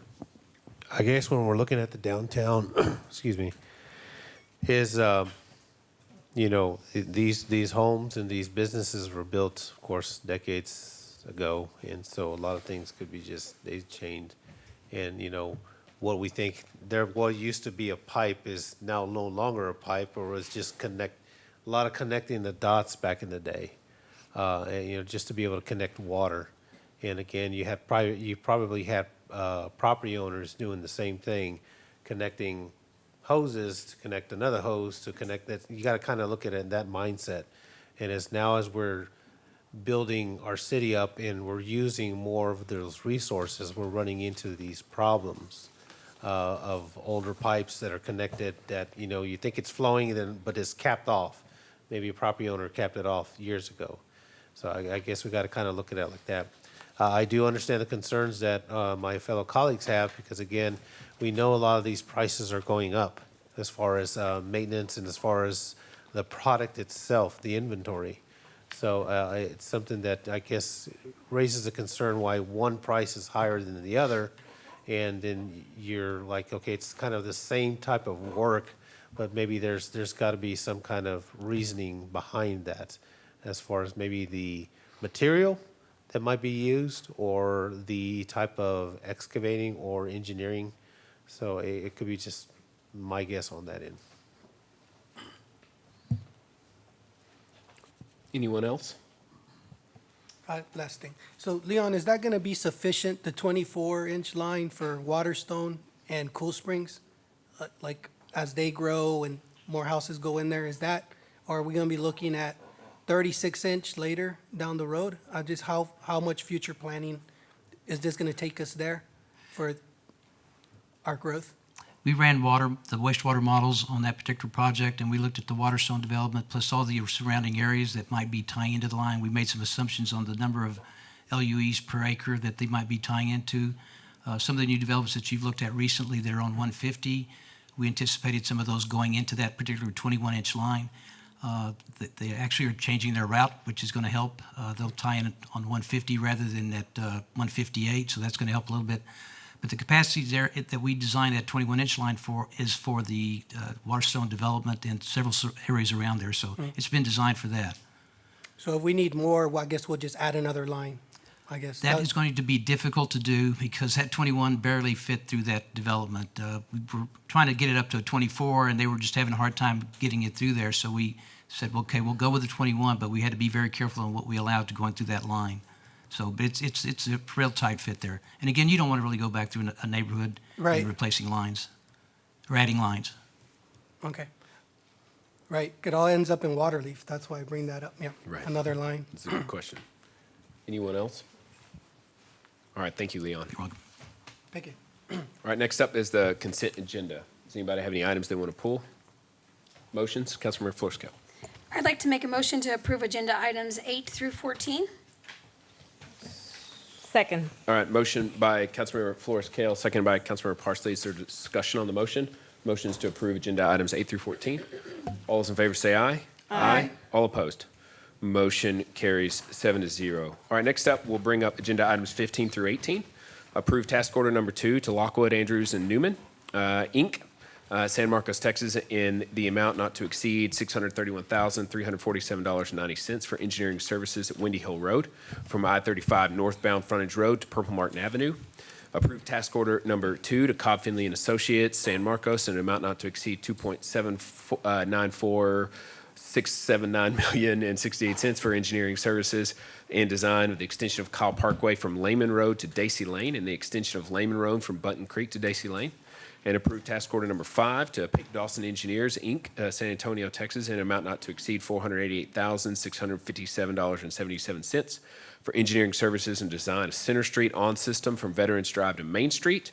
And approve supplemental work authorization number 4 to work authorization number 1 to K. Freese and Associates, Inc., Austin, Texas, increasing the contract amount authorized to date by $1,270,130.38 for work authorization 1 for a total authorized contract amount not to exceed $2,736,914.20 for project management services in support of these projects in the 2022 road bond program. Mr. Canlupa.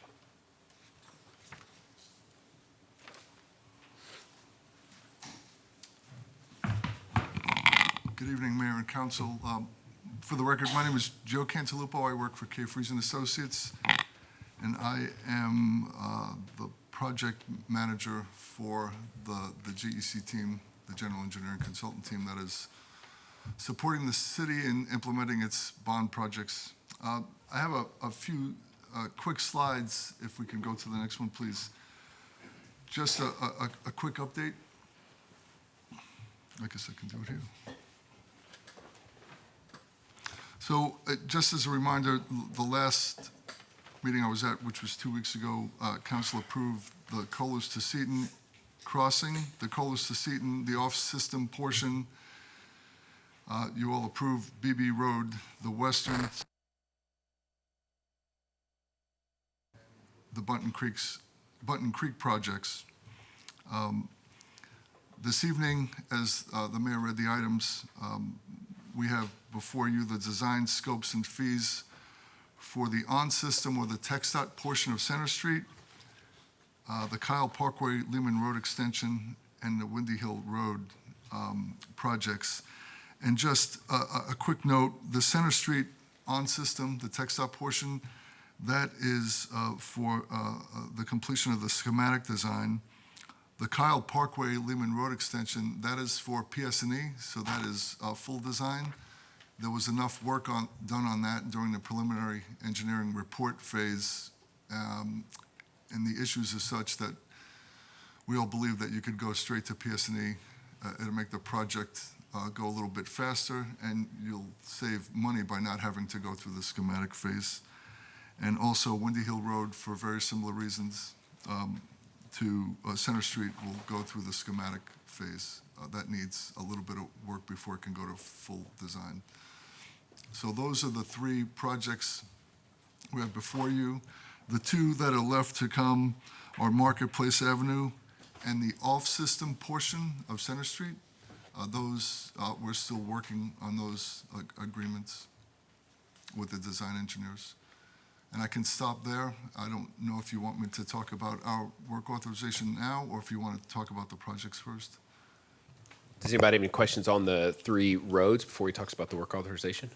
After these three roads, will we have any other roads left to approve?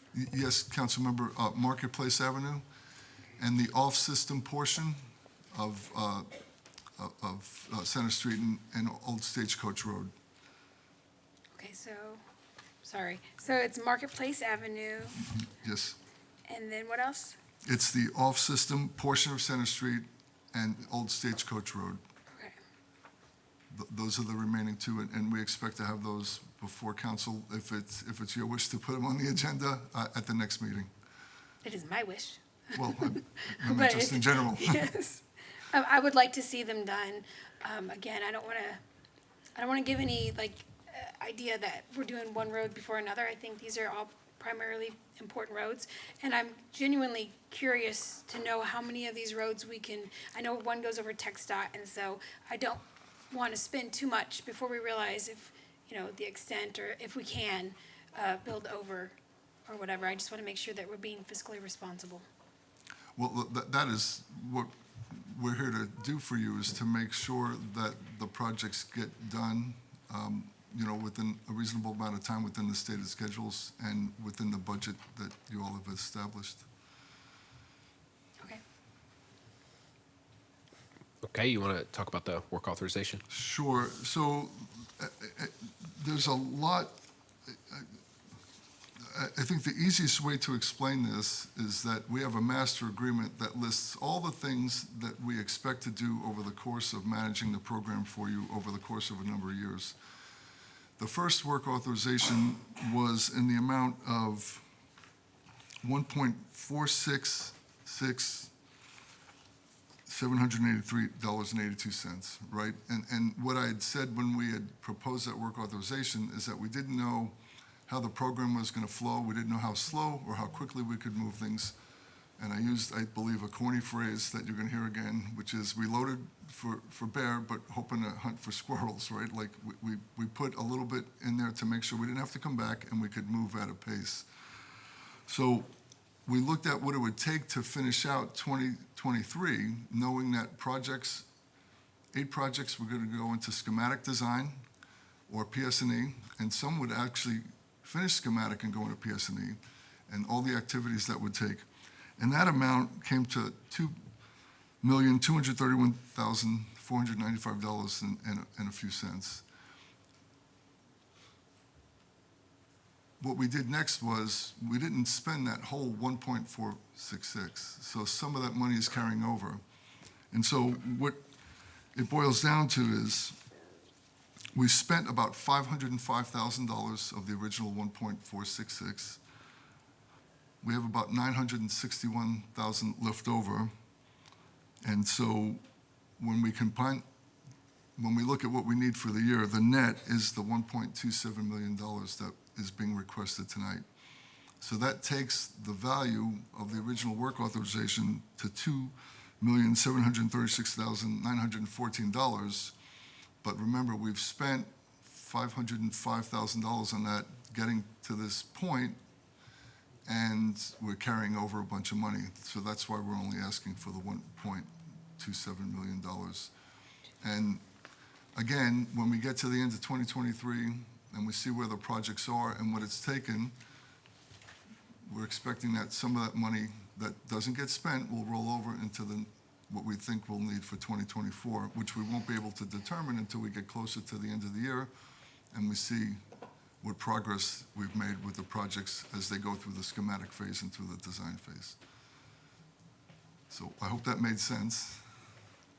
It did. Does anybody have any questions for Mr. Cantalupo? I did. Councilmember Zuniga. So, did the scope of work change, or was this due to inflation, or did you have more hires? Can you sort of guarantee we're gonna get done sooner? I guess this is $1.5 million more that you're asking in this work authorization? So the scope of work hasn't changed, Councilmember. When we started, we had a master agreement that had a sort of a catch-all list of everything we expected to do over the course of the years. So what we agreed to do for the city hasn't changed. What's changed is, as the projects move through design, we pay more attention and put more time and attention into certain activities, and other activities drop. So I would portray it more as an evolution, right? Things get done, they get dropped. Other things need to get done, so they get picked up. So the scope hasn't changed as much as it's just evolved, right? Because we knew this would happen. The other thing to keep in mind is that this is time and materials, meaning we only bill for the time we spend. It's not a lump sum. So if we don't spend the time, we don't, charge. And so we tend to make the best estimates we can. And honestly, we tend to be a little bit conservative in the sense that if we have a choice between estimating, an hour or an hour and a quarter, if we're not sure, we estimate the hour and a quarter. But we don't ask for so much where we tie up so much money. We ask for as much as we think we need to make sure that we can complete the next year's worth of work and have a little bit in case we can get ahead. So for example, if, pick a project. If we get lucky and, and nothing unusual comes up during the schematic phase and we can accelerate it to PS&E, we want to be able, to move it quickly. So you haven't spent this money, we're just increasing your limit, and if we get to the end of the year and you still have the bulk of this money, what happens next year? We will look at what we need for 2024, and we'll just roll the leftover money to 2024. Mm-hmm. So right now, we've only spent, well, I don't know what we did today, but we've spent about $500,000 or so. And when we asked for the 1.466 at the beginning of our tenure with you folks, so that $900,000 is rolling over. So we actually need over $2 million, we think, to get through the next year, but we're rolling over $900,000. It was already allocated. We didn't spend it, so that's why we're only asking for $1.27 million. Yeah, I get it. Councilmember Flores-Cale. Thank you. I don't have a question for Kay Freeze, but I do want to bring something up that I think is important for council to wrap their heads around and maybe discuss briefly with Perez. Another agenda item that we have tonight is our audit report, our annual. And there was a letter sent July 5th, 2022, where it discussed risks. And two of the risks, one was evaluation of the net pension liability, which is totally understandable. Another is revenue recognition for charges for services. So what that means is ultimately when we have services and if we have too many outstanding services, that then becomes a risk or a liability to the city. So as council members, I think what we need to think about is we're spending at this point $2,231,495. And is that something that we could use for a couple full-time employees to oversee these projects? Or do we feel like the risk of services is worth it? Not that I'm going to lay judgment. I think he's done a great job, as so has Kay Freeze. But in terms of our financial aspect of it and the risks and liabilities, I can't help but wonder if we could spend $2 million in a different way.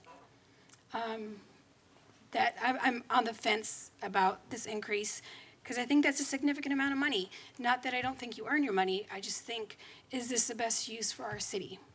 And so overall, I think that's something that us as council need to take a good look at, especially when it's in our audit report. And so to me, that matters.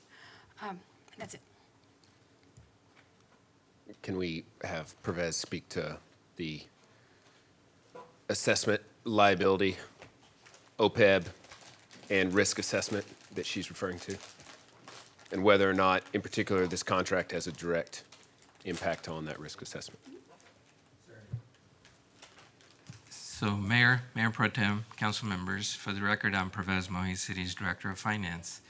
So the two risk factors that the auditors had identified going into the audit process for fiscal year 2022, one was in the area of pension liability, and the other was revenue recognition for services that the city provides. So their concern going into the audit was that if these two areas are not carefully monitored by staff or recorded correctly, the financial statements of the city might be misstated such that it couldn't be relied upon. So those were the two areas they had identified. The pension liability, the city of Kyle is part and parcel of the TMRS system, so we rely on TMRS and their actuarial calculations. For the revenue recognition, if you focus down to what they're implying, the auditor's implying, is that if city staff, Andy in particular, not me, does not record or accrue revenue that the city charges for services, there are financial statements could be misstated. So because that was such a high risk area, the auditors had to plan their audit in such a manner that they could spend extra time in those two areas. So basically that's the risk assessment they did going into the audit. I don't know if that helps answer the question. Well, the other question is, does this particular contract have a high degree of impact on the risk that they are promoting in the CAFR? So this transaction or this contract was not included as part of the audit because it's happening now. So it was not evaluated. However, any high dollar transaction the city incurs has risk associated with that. So to answer your direct question, they did not look at the engineering or GEC contracts for risk tolerance assessment. That will be incorporated into the next audit. I had a question for Joe. Councilmember Zuniga. So, sorry, Joe. So, question, since you haven't spent maybe 700,000 of it that was allocated, would it be possible just to let us get a little further down the road with these projects before you come asking for the increase, since we're still pretty early in the year? Like, just, I want to see us get a little further ahead to see more money spent on the projects. It is possible. Before we start just adding more money, and now we've already increased the limit that we can pay, maybe we'll end up overpaying. So what I want to do is just kind of keep it proportional, since right now we're just approving these roads, but we really haven't done much more than maybe, let's finish some contracts, I guess, with some of these other parties and stakeholders and entities. I think I'm saying more progress, and then we can move on the money side. So the way these contracts usually work is we set aside, or the entity sets aside resources you think for the year. I mean, we can certainly spend the money down, but the risk is if we spend it, if we get too close to the edge and we run out, we might not, we'd have to come back in a rush and get it. I don't think there is a risk, council member, of overspending, because again, we're time and materials. We only spend it as we need it. And some weeks and some months, we spend a little bit more because we're making more progress. And some weeks and some months, we don't spend as much because we're just waiting to receive things, for example, from the design engineers. But did we agree to a price that was going to be charged from the bond? Did we agree to a price? No. Or is this no, price just kind of moving loosey-goosey? Let's keep adding more to the limit? It's not when we help the city council and staff allocate budgets, right? Look at the budgets for the design contracts and for the GEC contract. We estimated an amount of money that would be needed, and the estimate was made on a function of, or on the basis of the value of the projects, which is what we commonly do, right? So there's a budgeted amount for GEC services, and so we keep drawing down from it. But the reason it might seem like it's loosey-goosey, and then we keep asking, that we're asking for more money, although it's been budgeted, right, it's been set aside, is because programs like this, right, that they're a little bit, I won't say it's unpredictable, but they need to be managed, and they need to be managed daily, right? And so, again, sometimes we spend lots of time getting things moving and getting things done, and sometimes we just wait for others to do stuff, and we're not spending time or money. The other point I wanted to make is it is a big team, right? The 2023 funds that we're requesting, that we've estimated, is just almost 5 people, and the thing to keep in mind is that there's lots of different expertise that goes into this. Sometimes entities hire GEC teams because they don't have the expertise, and sometimes in-house, and sometimes they hire them because they don't have enough people on staff. But to get these projects up and running and through the system, right, we need a lot of different experts. And I'll just give you one example, right? You have a roundabouts first policy, right? That takes a special sort of engineer to review them and make sure they'll function correctly, which is something you've stated, right, as a council is important. The other stated preference of council in the city is to bury the utilities. We have to make sure that we have the people that know how to review that, so we don't get into problems later on when things go through full design and go into construction. So it does take a village, because they're all very cool, very interesting projects, but they all have their complications and will require their specialties. And so, the idea is that we don't constantly come back, ask you for funds, that we take a look ahead and say, this is what we think we need. We don't ask for so much where we believe, anyway, that we're tying up money that doesn't need to be tied up. If we're doing our job correctly, we will come very close to spending what we need because we predicted it and estimated it correctly, but we'll have a little bit left over because, we worked efficiently and effectively. Okay. So there is a balancing act. You can certainly ask us to wait. My opinion is that it will just require more administration and tie up more time and money that way. But, that's just what I think, but I'm happy to do whatever you'd like us to do. Mayor Pro Tem.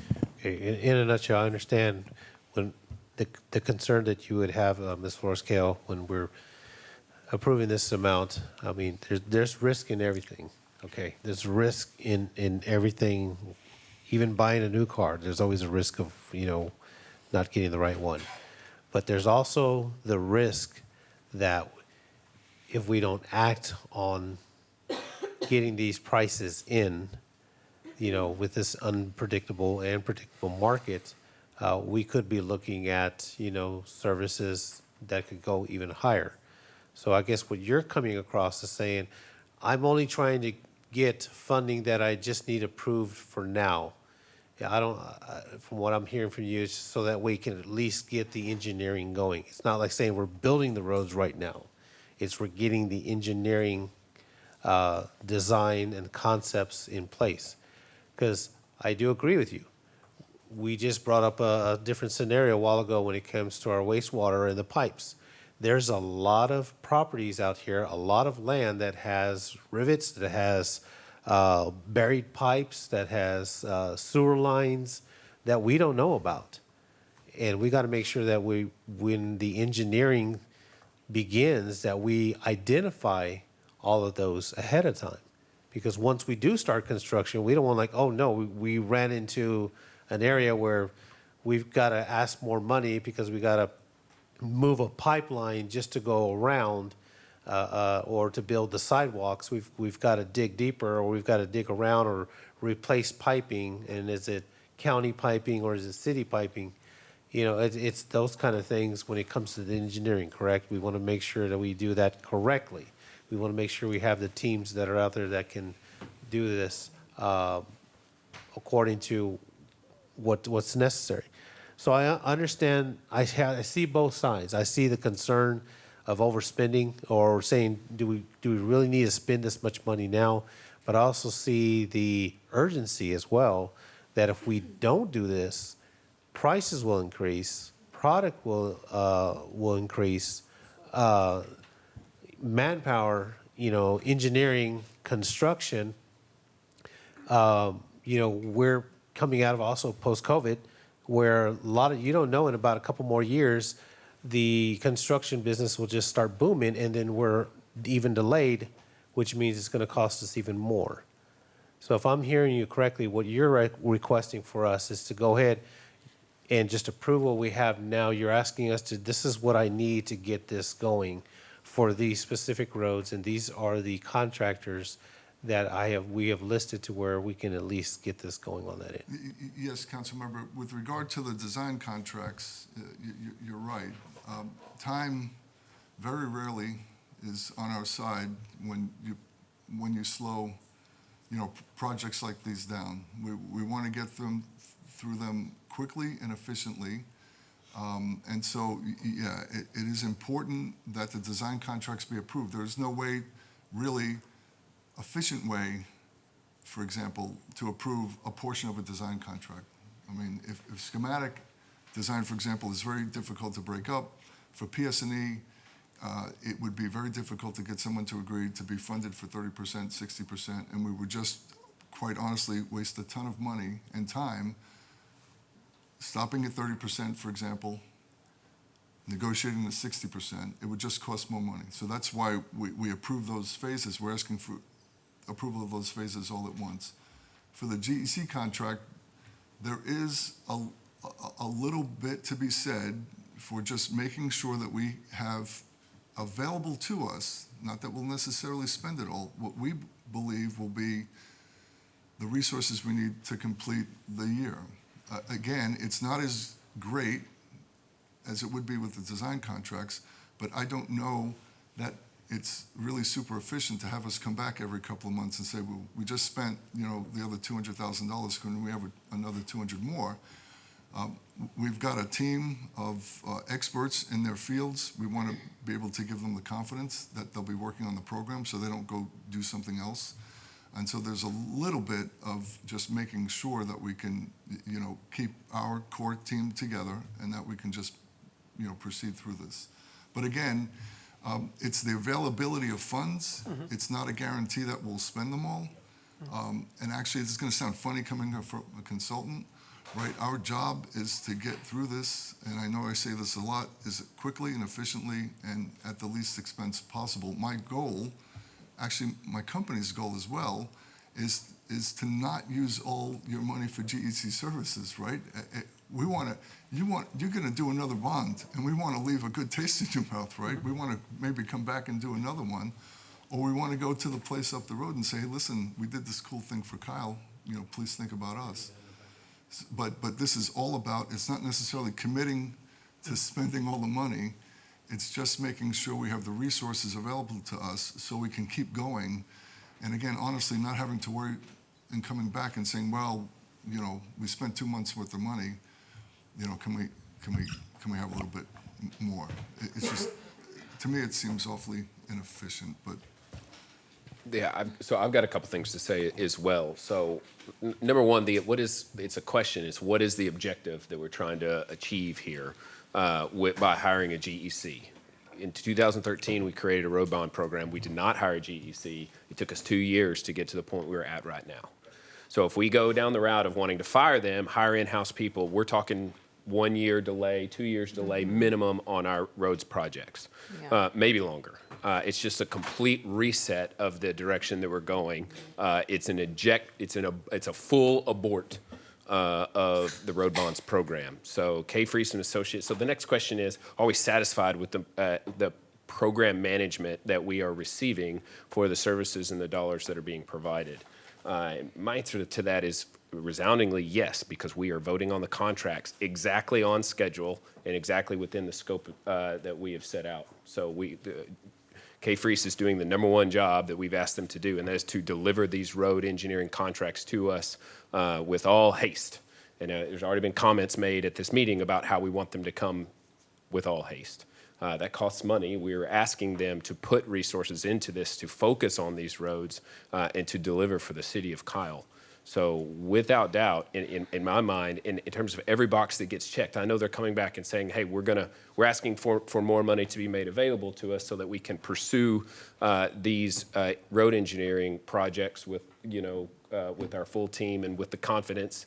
But to me, it should be an absolute yes. So we want K. Freese to have that confidence so that they can continue to deliver the way that they have been delivering for us. So I do not want a full abort. I do not want to all of a sudden change directions, bring the program in-house, and I do not want to string them along project by project, month by month, when they have done nothing to earn that sort of treatment from us. They've absolutely delivered, and as has been stated, they've only used $500,000 out of the original amount that we made available to them. So I think their track record speaks for themselves, and for myself, I'm very happy to see them continue moving forward as our road bond project management. And still, all of this is less than 1% of total project costs. So if you're thinking of it in terms of cost of services for a consultant, we're at less than 1% total project costs. Councilmember Heiser.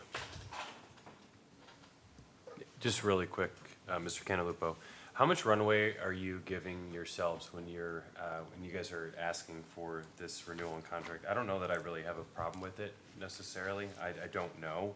I'm just curious to know, like, what kind of lead time do you look at? You're standing here today, you say you don't need it necessarily right now, but when do you forecast that you would need it?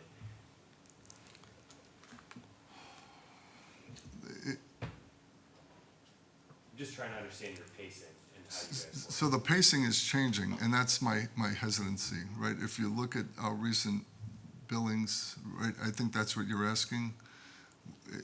They vary from like $38,000 to $50,000 a month because we've been getting ready.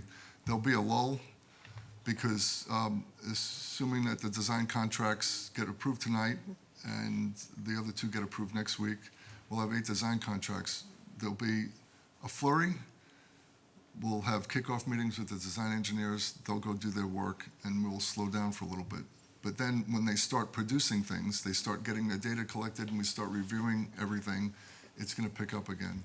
So it's very hard for me to say. So just to set proper expectations as well as we can, when, if this gets approved tonight, when would you anticipate being back here for us collectively to address that next flurry of activity? In terms of a request for funds? Yes. We wouldn't be back until no sooner than the end of this year, and possibly if the money lasts longer and we don't have to do a big rearranging of anything, it could be up to a year. So,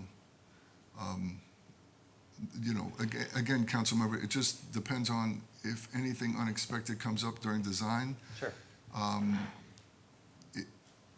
There's lots of things that could happen that help the projects go more smoothly, and there's a couple of things that could happen that just need more time and attention from us. But no sooner than the end of the year, and possibly, what are we in March, and possibly up to a year from now. We'll make that last as long as we can. Very good. Thank you. Councilmember Parsley. Mayor, I would like to make a motion to approve item 15, 16, 17, and 18. Motion by Councilmember Parsley, seconded by Councilmember Flores-Cale, that we approve agenda items 15 through 18. Is there discussion on that motion? Councilmember Flores-Cale. All right, thank you. So my goal was not to vote no for this. My goal of bringing this information up was to apprise council and make sure that we understand what it is that we're voting on when we vote to increase to $2.2 million. Okay, and what is our alternative? Which would be to hire somebody in-house. That's not necessarily what I was looking to do, because there would be a delay. What I'm looking to do is to inform, to make sure that when we all take a vote, that we understand that we're voting to spend this money in a way where we could utilize it in a different way. Overall, I have been pleased with your services, no doubt, but my loyalty and my duties are to the residents, and so I want to make sure that I'm making the best vote I can with the information that I have. My next question would be, if we decided not to, like, in 2 years, we said, okay, we're not going to use this company anymore, we would still have access to the engineers, right?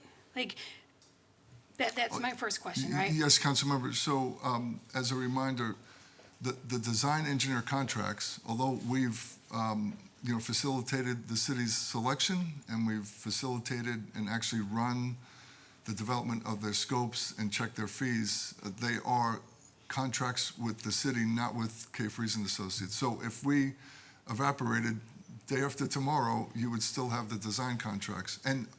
But on the other side of things, if one of the design, engineers doesn't perform and we have to come back and say, you need to make a change, it would be just that one design engineer. It wouldn't topple the rest of, the contracts, and it wouldn't topple us. Does that? Yeah, that's exactly what I want to know. Because I wanted to explain to Councilmember Tobias that this is not the engineering company. This is a project oversight company. So you were worried about something being in the wrong place or having issues with the road and the engineering, but that has nothing to do with what KASZ does. They do not engineer the roads. You guys oversee the engineer of the roads and any problems that come along with it. And yes, Councilmember, in this case, we're providing oversight, but we are capable of designing roads and capable of designing many Right, other things. totally understand. I just want to make sure that that's understood. And again, I appreciate it. I no doubt think this will pass. I just want to bring awareness to the council, and so we understand what it is we're voting on. All right, any other discussion? Oh, wait.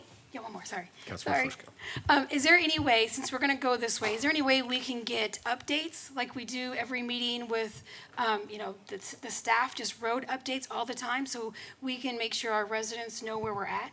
I think the staff is under direction to create a full and robust website for us. So Okay, but until that started, can we get the meeting updates? So we don't have to ask I would like for to have an Ryan? update on where that is.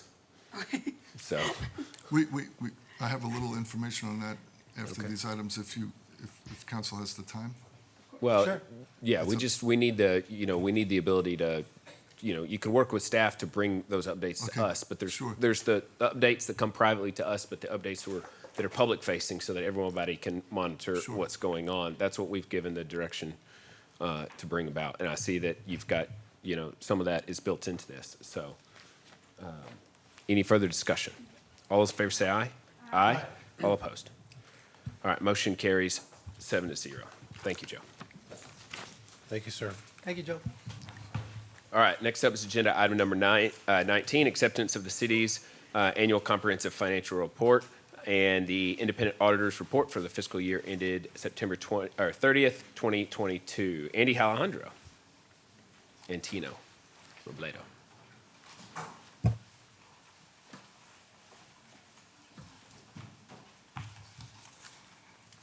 Good evening, Council. For the record, I'm Andy Alejandro, the city's accounting manager. This agenda item is a two-part council agenda item. The first part for you to review and accept is the annual comprehensive financial report for fiscal year 22. The second part for you to review and accept is the independent auditor's report for fiscal year 22. According to Article 8 of the city charter, the city requires that at the close of each fiscal year, An independent audit shall be made of all accounts of the city by a certified public accountant experienced in auditing municipal governments. The city charter further requires that upon acceptance of the independent auditor's report, a summary thereof shall be published immediately in newspaper of general circulation in the city. If this is approved, we will post this in the Hayes Free Press. Both the annual comprehensive financial report and the independent audit report are included in your agenda packet. For the record, I will go over a few highlights for fiscal year 22 of the city's performance. The combined balance sheet reflects the city's financial position as follows. Assets totaled $594 million and liabilities were $162.8 million. This resulted in a combined net position of $431.2 million, or 72.6% of equity position. The city's overall net position of $431.2 million is an increase of $78.2 million, or 22.2% compared to the previous year. The city's primary fund, the general fund, had revenue and transfers from all sources of $53.4 million on a modified accrual basis. It also had expenditures and transfers out of $41.6 million.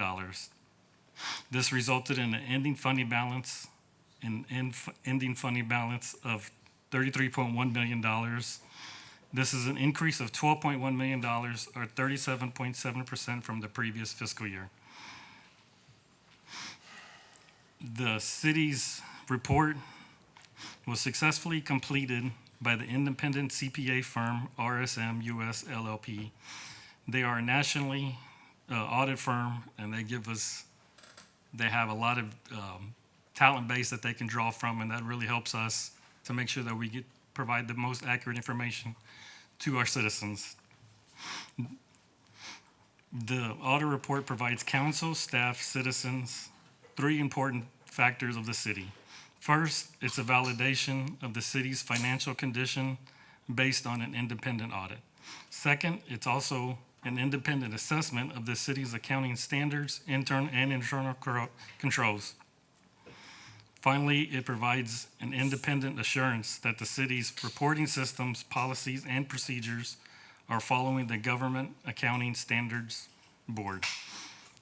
There are 4 types of reports that an independent auditor can provide to cities, municipalities, state agencies, and I'll go from worst to best. The worst is a disclaimer report, then an adverse report, then a qualified report, and finally the best is the unqualified report. And I'm pleased to announce that the city received a clean and unqualified report for fiscal year 2022. I'd like to thank Mr. Pervez Mohit for his guidance, like he always does every year, and the rest of the Financial Services Department. After acceptance of the annual comprehensive financial report and independent auditor's report, we will post both of these online. That concludes my presentation. If you have any questions, I have Pervez, of course, and Tino from RSM. No questions. My question is, when will the full and complete budget be presented?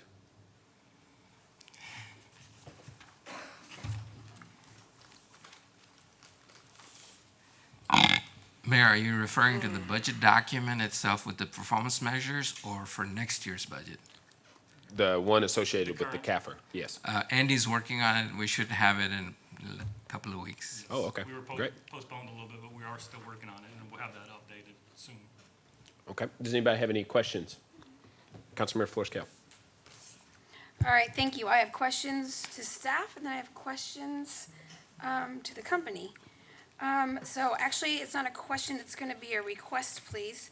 On page i, under long-term planning, is there any way we can edit it to say, following an extensive public involvement process, the city is updating the comprehensive? Right now, it states it has completed. And so what I don't want anyone to think, especially residents, is that we've already completed our comprehensive plan and we just got to adopt it. So instead of reading has completed, we can put is updating. Councilmember, that is part of the transmittal letter, and we can definitely make that clarification. Okay, is that okay with council? Okay. That is correct. Okay, and then I have questions. Mayor and Council, this is Tino Robledo. He's an audit manager with RSM. Sorry, audit director. Thank you, Perez.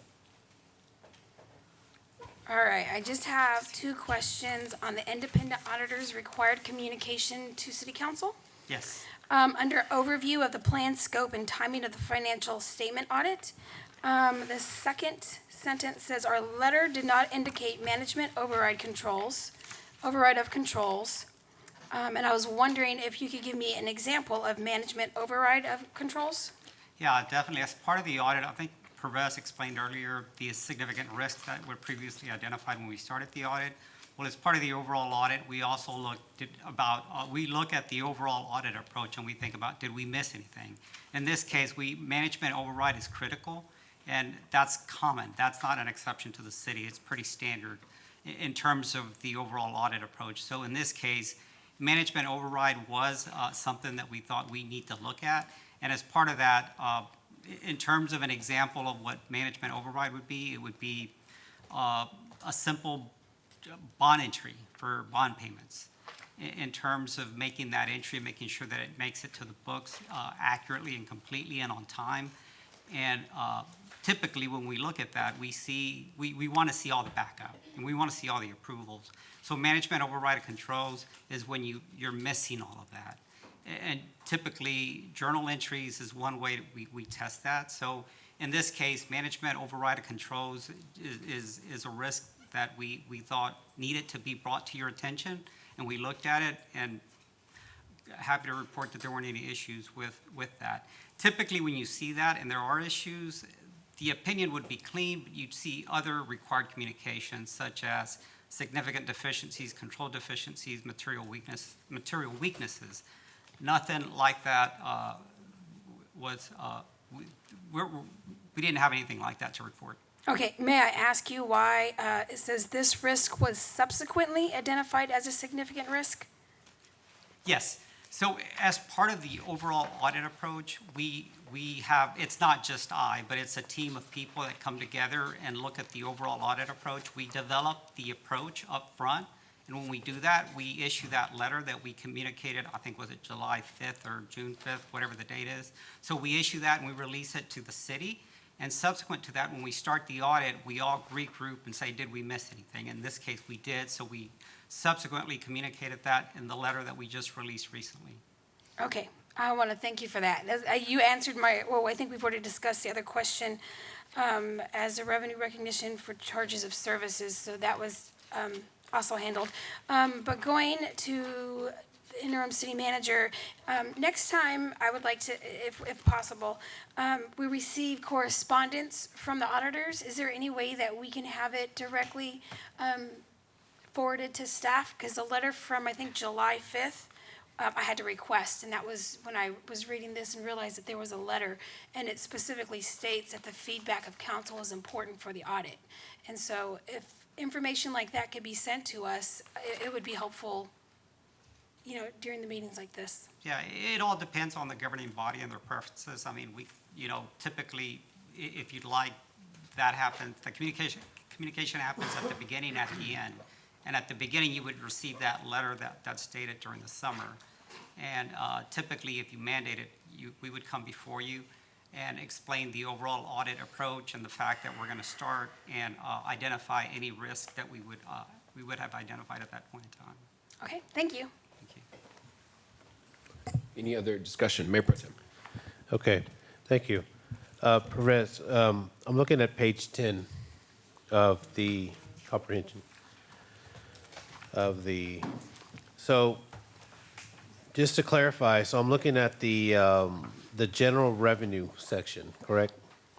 Yes, sir. So are we saying that this is for this year, so the property taxes, sales tax, franchise fees, Other taxes, it increased by 8.5 million or 23.6% this past year. Yes, sir, that's correct. And then the property tax increased by 5 million or 24.1%. Sales tax increased by 2.7 or at 21.8. Yes, sir, that's correct. Okay. And then the investment earnings were at 0.7 million or 279%. And other taxes increased by 0.26 million or 49.2 from the previous year. So then I'm looking at the expenses. This is for us. I'm just trying to clarify because it kind of gives a summary so that way the public can know what our expenses are, correct? So our general government increased by 2.7 million or 24.7%, correct? Yes, sir. Public safety increased by 0.66 million or 7%. This increase is due to the additional of the new staff in public safety. Public works increased to 2.267 or 26% this past year. It states here that the increase is a result in operating costs associated with sanitation and recycling services. I wonder if that has to do with the TDS contract that we have, sir? It's a combination, Mayor Pro Tem. So Public Works' operating costs, what you're looking here is, it's mostly sanitation and street department. Okay. And the culture and recreation has increased by 0.16 million or 4.6, and the bond interest increased by 0.8 or 6.9%. Yes, sir. Water and wastewater and storm drainage funds increased by 2.1 million or 18.4% in revenue. So looking at the revenue sources, sales tax was at 20.7. Our franchise tax is at 4.2%. Grants and contributions are 13.5. Miscellaneous revenue is 1.6, and our property tax is 33.6, and charges for services, I guess kind of like what we were just talking earlier, was 26.3.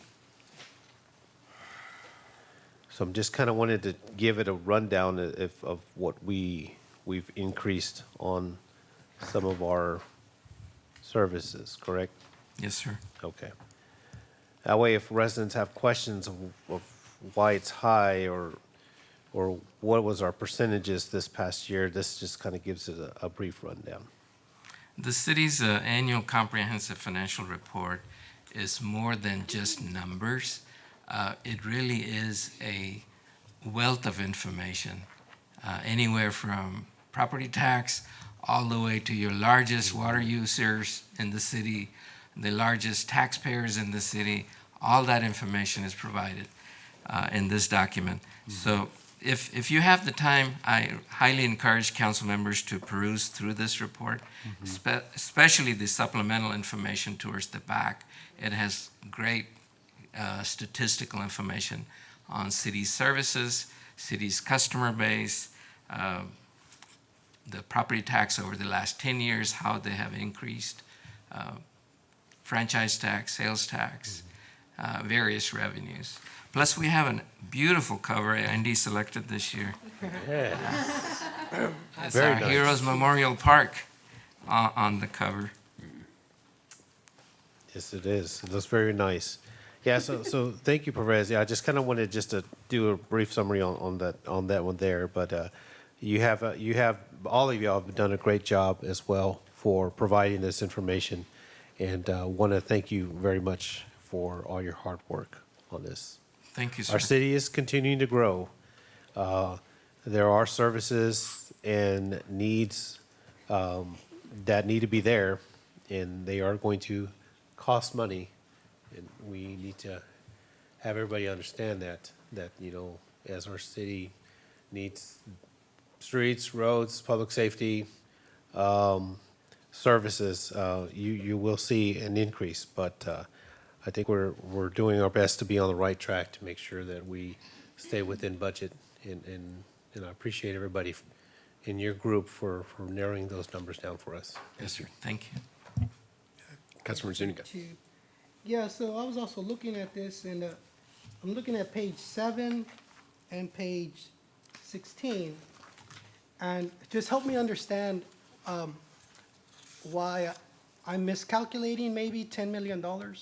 So the government and the business activities, and I'm focusing on the total liabilities, is 42.8 million for the government, minus, it went down on business, the liability, 1.4 million, so you end up with 41.3 total for 2022 compared to 2021.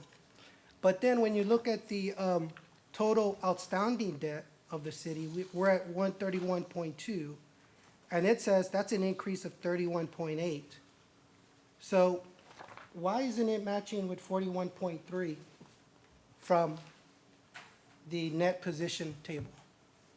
So, Councilmember, first of all, let's make sure. That's $10 million difference. Yeah, let's make sure we're not missing Is $10 that a million. that should be in liability of the city.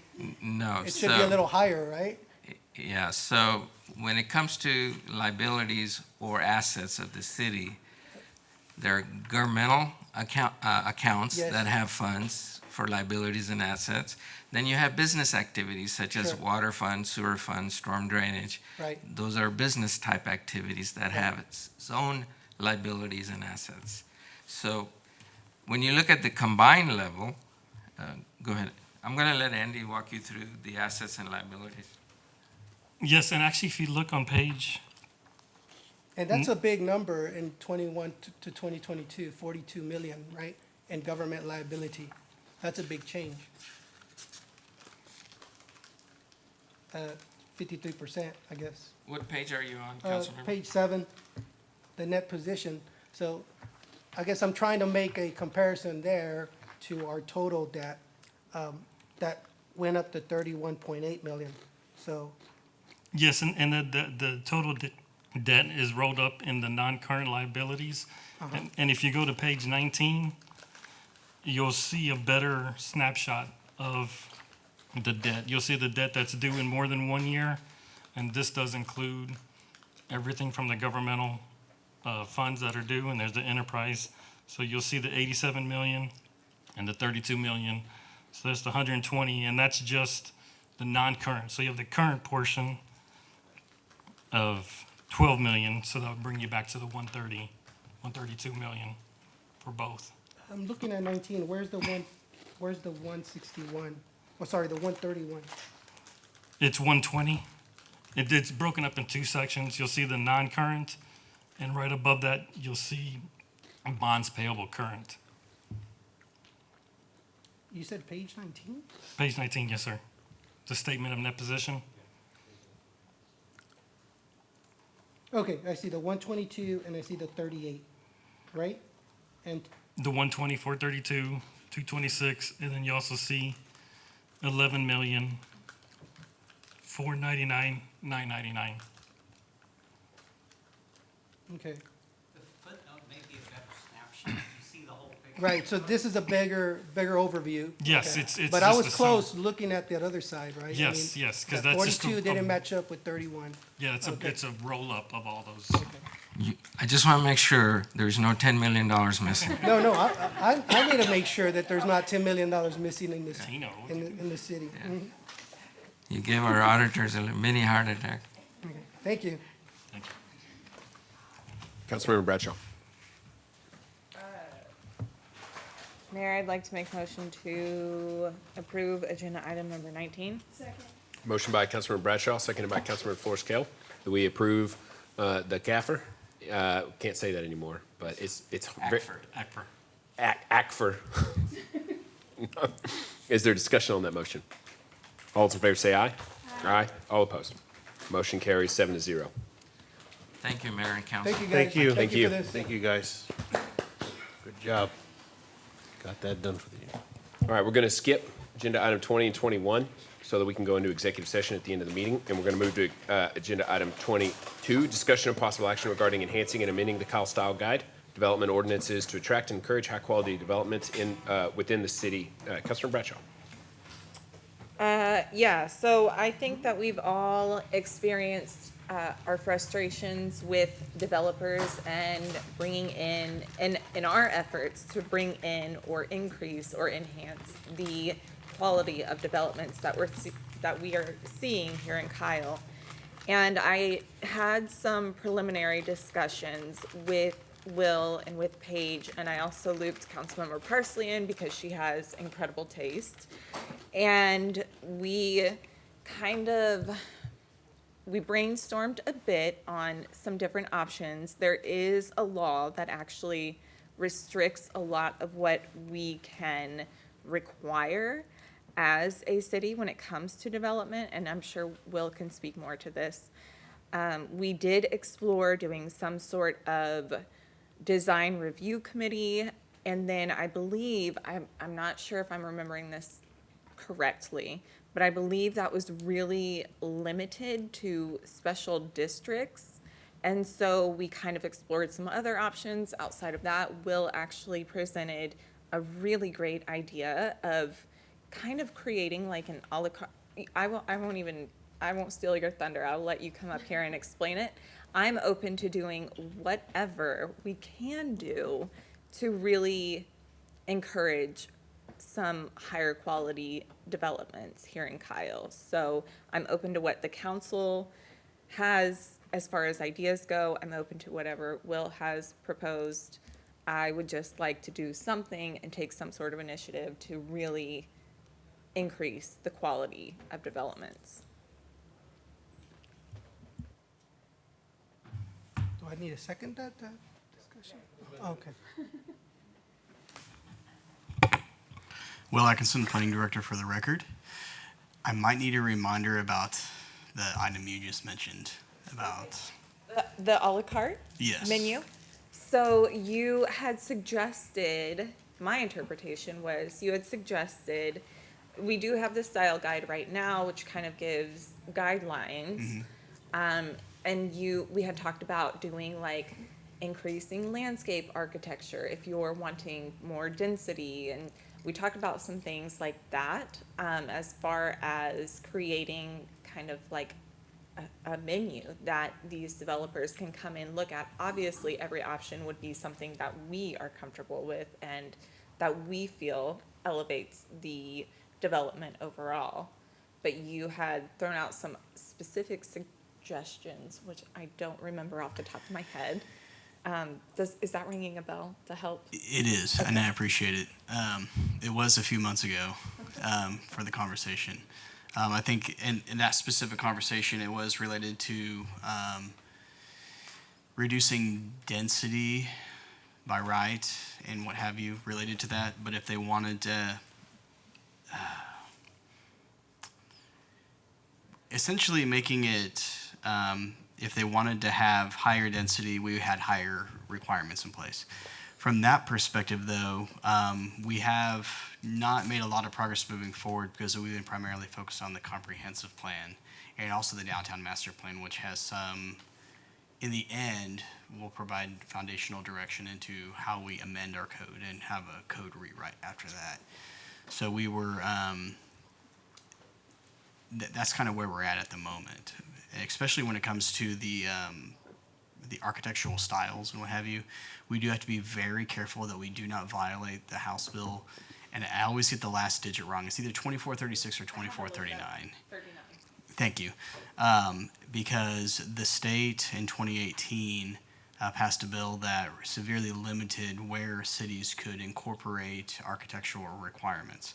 So for example, we have the I-35 overlay, and there's an aspect of that House bill that preserves already existing overlay districts for architectural requirements. So we can utilize that and enforce those areas along I-35.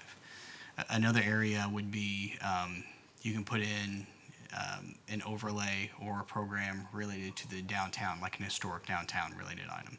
And so the reason why I'm focusing on those two specific ones, and really more specifically on the downtown master plan, is because, or excuse me, on the historic overlay, is because that's a the result of the downtown master plan and all the public feedback that we've received so far is a key component into how we pursue code changes moving forward and what programs we put in place for that perspective. Does that make sense? Yes. Is that for all throughout the city though? Because obviously there isn't a lot of development happening in downtown Kyle right now. Sure. So I want to make sure that we are not slowing anything down by focusing on the downtown master plan or. No, I hear you. Okay. I hear you. We are not pursuing a lot of code amendments at the moment. If we have to, that's one thing, little tweaks here and there, because we want to avoid doing double the workload following the completion of the comprehensive plan and added into that the downtown master plan. Because those are such foundational documents, they will end up dictating how our code changes moving forward. So if we can wait just a little bit on those documents being finished and accepted and approved by City Council ultimately, the idea is the code rewrite after that will have a much more comprehensive rewrite from that perspective. In the meantime, as projects come along and developers are requesting pre-development meetings, we show them all the existing comprehensive plan stuff we have right now, everything related to the vibe nodes, water, wastewater, transportation master plan. And we understand from direction from y'all up there on the dais that y'all are expecting a gold standard when it comes to development. So we do everything we possibly can to work on projects that we believe are worth considering and bettering the city at the same time. A lot of those, as y'all understand, have a lot of vertical mixed-use components to them. They have a lot of central squares, the vibe components coming into it, and a mix of residential uses and commercial as well. So we want to provide those projects that are eye-popping, that everybody can be proud of, and just provide an addition to the city that brings residents out of their houses and enjoy the cityscape and event lawns and all that kind of fun stuff. So. Councilmember Zuniga. Yeah, so thanks, Will. I had a few points about this as well. I think when you and I had a discussion about and I'm more focused on the green infrastructure treating and landscaping. So we have a 50-foot linear foot tree ordinance. I think in most of the subdivisions and most of the zones, it's 50 feet. I would propose maybe looking at 30 feet. That would increase more tree canopies. Also, what I would like to see is like around our fast food restaurants, more landscaping, more flowering, we don't want to look like just a fast food city. So maybe in some of those parking areas, we've got a little more landscaping. And we can also beautify roundabouts a bit more. I think our council members have toured different areas. Those roundabouts that look pretty with bridges and other areas to sit down in. And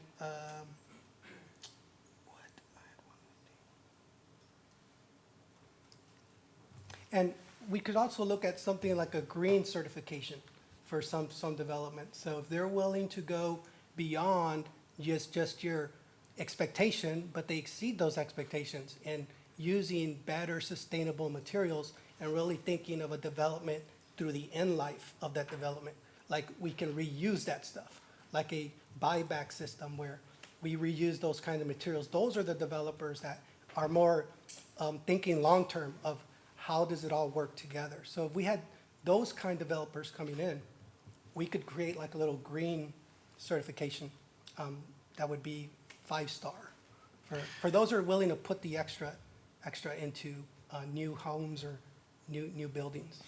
Without getting into too much detail, we're considering incorporating some of those into our landscape code that's going to be coming forward to you, related to green infrastructure and what have you. We have to be careful about how we do it because per state law, we may not be able to require it, but we can definitely encourage it and try to find ways to incentivize through our code to make it worth developers' times to do so. So and just keep in mind that anything that does come forward to you does have to pass legal muster at the same time.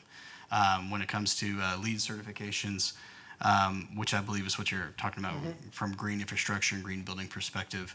We can definitely explore that item and see where we can work to fit that into the code as well. Right, because if we start thinking about this as solving multiple problems at once, we get that way by wanting this more beneficial development.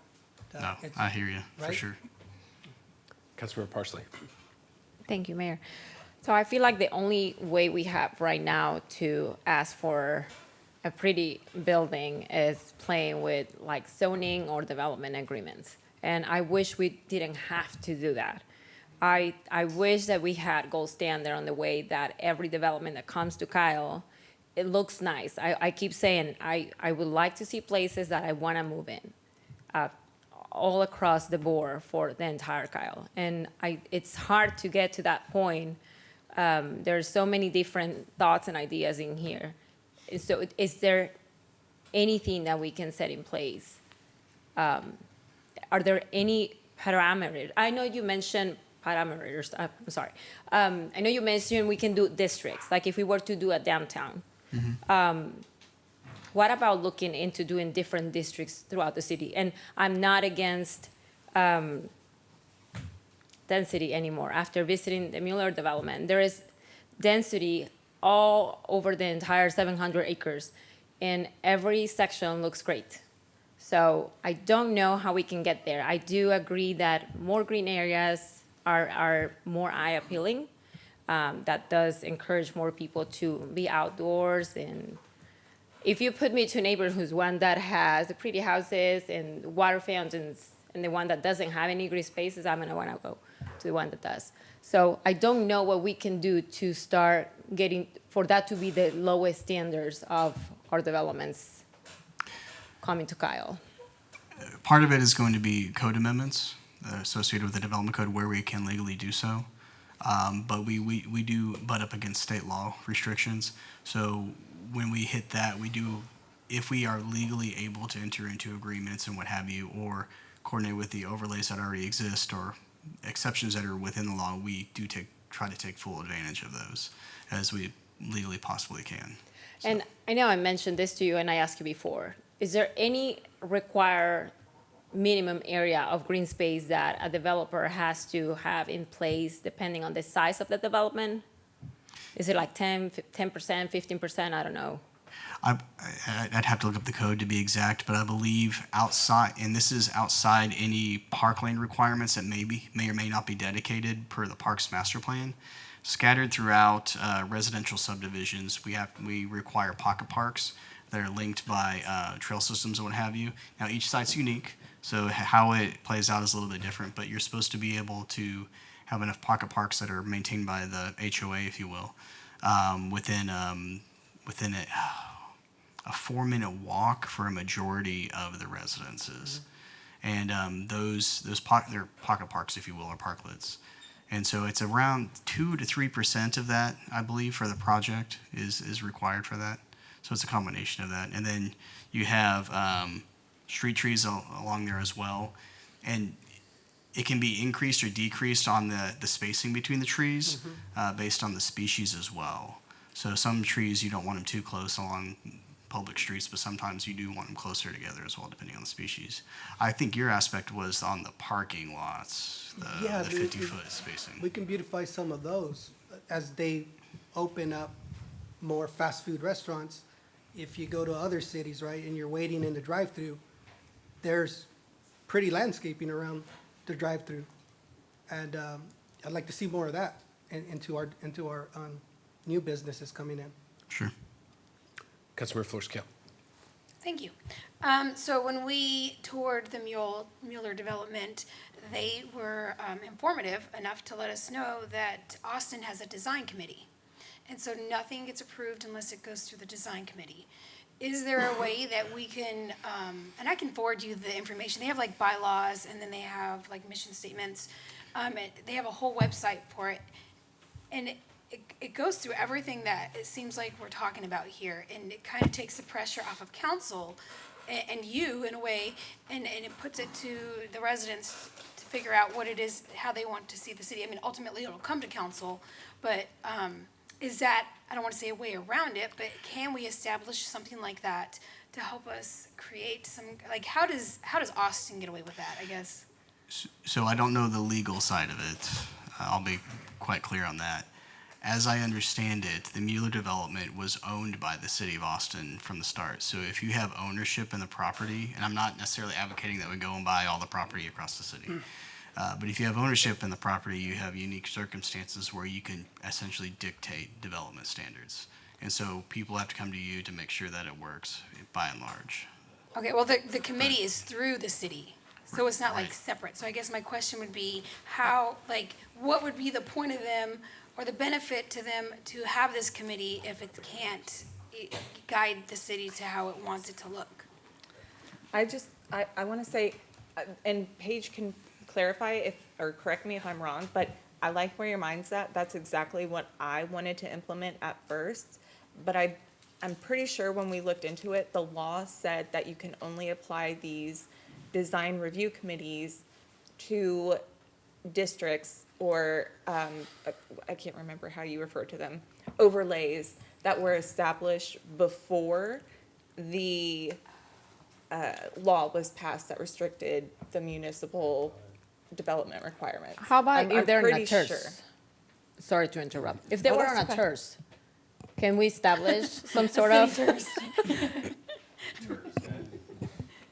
like for every TERS we have, if you're within the TERS, then you have to abide by this this design standards. So Paige Sign, City Attorney for the record. Your date was notable. The date of approval of the development agreement for Mueller was 2004, so that was well in advance before that statute was adopted in 2019. And so areas of architectural significance that were adopted and established before 2019 are accepted from the statute. So that's an example of, when you talk about Mueller, they've got some kind of grandfathering under the laws, for lack of a better term. But what I think what the approach would be is there's probably a menu of options to look at, various different tools that you may have available to you that are still So the Mueller authorized. development is different from the design committee. The design committee is through the city of Austin, and I don't think it was developed, it's more recent than the 2004. Now, I can't say it's before or after 2019, but it's in itself a different, it guides the Mueller development, but it's not, you know what I mean? It stands alone, just like our boards and commission would stand alone, and it was created by the city. And Mueller just utilizes that. But it wasn't created in 2004. It was much later than that. We can visit with the City of Austin attorneys and planning just to get clarity on how they're doing that and in connection with this law. So that's certainly something that we can do. But you're kind of throwing out a menu of options, which would be, what about the TERS? What about overlays? What about historical? What about Main Street program? Those are all tools that are available to you. There's neighborhood empowerment zones that are authorized under state law that it's something that we could also look at as another option. So I think what may be also appropriate is for us to sit down with the comprehensive plan team. That's something we discussed earlier as well, and see if we can take the benefit of the planning team and their experience as well, since some of this may be connected and tied into the comprehensive plan and the vision, and then how to implement it. That's typically part of the comprehensive plan, is how do we implement it as well. Good, Councilmember Heiser. Yeah, I just, very quickly, as general rule of thinking, anytime that we're talking about style guides or process documents, I'm gonna be in favor of that 100% of the time. So especially in an instance like this where there's so many moving pieces, conversations being had around many projects, I think that this is only going to benefit our ability to move efficiently and effectively through projects in order to achieve the collective vision that we have and that we are elected to have for the city. So thank you, Councilmember Bradshaw, for putting this on the agenda. Yeah, I'll just add that, so I was here and worked on the residential, it was called the residential style guide back in 2016 when we worked on it. I don't know how much of that was gutted in 2019 by the state law. There was some, but there's more to it than just architectural standards. There was another state law that's not even being referenced related to materials that the lobby worked real hard on the state legislature to get, so you can no longer require four-side masonry and those kind of things without being creative and crafty. So we had in our residential style guide articulation of design. For example, the front-facing facade had to have 3 different articulations. The garage could only be 25% of the total amount of the front-facing facade, and if it was larger, it had to have these additional layers to it. Windows had to have window panes on them, and I can't remember all the different kinds of rules. Streets had to be curvilinear. There had to be a consideration for alley-loaded product, which is not to say entirely alley-loaded, but a consideration for homogeny in that way. You couldn't have basically just a row of endless houses. There had to be different setbacks and lot widths and all different, and like you said, the pocket parks, curvilinear streets. I don't know if I said that, which is really, really important to designing neighborhoods, but it was all residential. And in 2014, when I built on I-35, it was a requirement for front-facing, or for a certain amount of brick and glass, and you could not have R-panel, for example, those kind of things. A lot of that has been removed, but not all. And one thing the city of Austin did back, 2 or 3 years ago, was they passed a law that said, and it was an incentive. So as opposed to thinking of it as just, these are the rules, it was, if you want this, then we want this. And you had to think then in terms of, what do developers actually want? They do want density. They do want residential. They do want verticality of residential, at least in the city of Austin. And so what they would do was they would trade, if you want above and beyond the base level of density that you are allowed to have, you have to get, in their case, a certain number of the units had to be affordable. So they put their carrot into the affordable housing basket, and which I never really understood because it took units off the tax rolls and just made things generally less affordable. But the way I see it going is exactly what was mentioned at the beginning, and which is what I would love for the comprehensive plan team to look at, and Will and others. Say, for example, we know that there's a lot of people coming to us for R33 zoning or mixed-use zoning where they want a high degree of residential. What could we trade for that? Say R32 zoning is the highest. We shift it. As opposed to 30 units per acre, we drop it to 20 units per acre, but then we also create if you want to exceed the amount of density that is required, then you have to use four-sided masonry, or you have to use stone roofing as opposed to 30-year conventional shingles, or you have to increase your tree canopy by 50% above the base level. But what we're saying is not this you must do. What we're saying is these are the things that we want to see in exchange for the density, in which case they're voluntarily agreeing to the standards that we want to set in exchange for the density, which is obviously something that's important for them to make their projects work. The Vibe Trail, extra pedestrian improvements, streetscape improvements, so on and so forth. So those are my thoughts. So I think that's where the a la carte conversation, to try to bring it full circle, comes back around. And I'm 100% in favor of anything we can do to increase that. I just think in today's state climate, where the state government has made it extremely difficult for cities to regulate development in their city, we're going to have to be creative, and we're going to have to understand that there's a carrot aspect, not just a stick aspect, that we have to look at. Councilmember Bradshaw. So Will, if you had to guess, how long would it take for a code amendment to come before the council pending the comprehensive master plan? That is it's a gray area from a timing perspective. From a full code rewrite, you're probably looking at about a year total.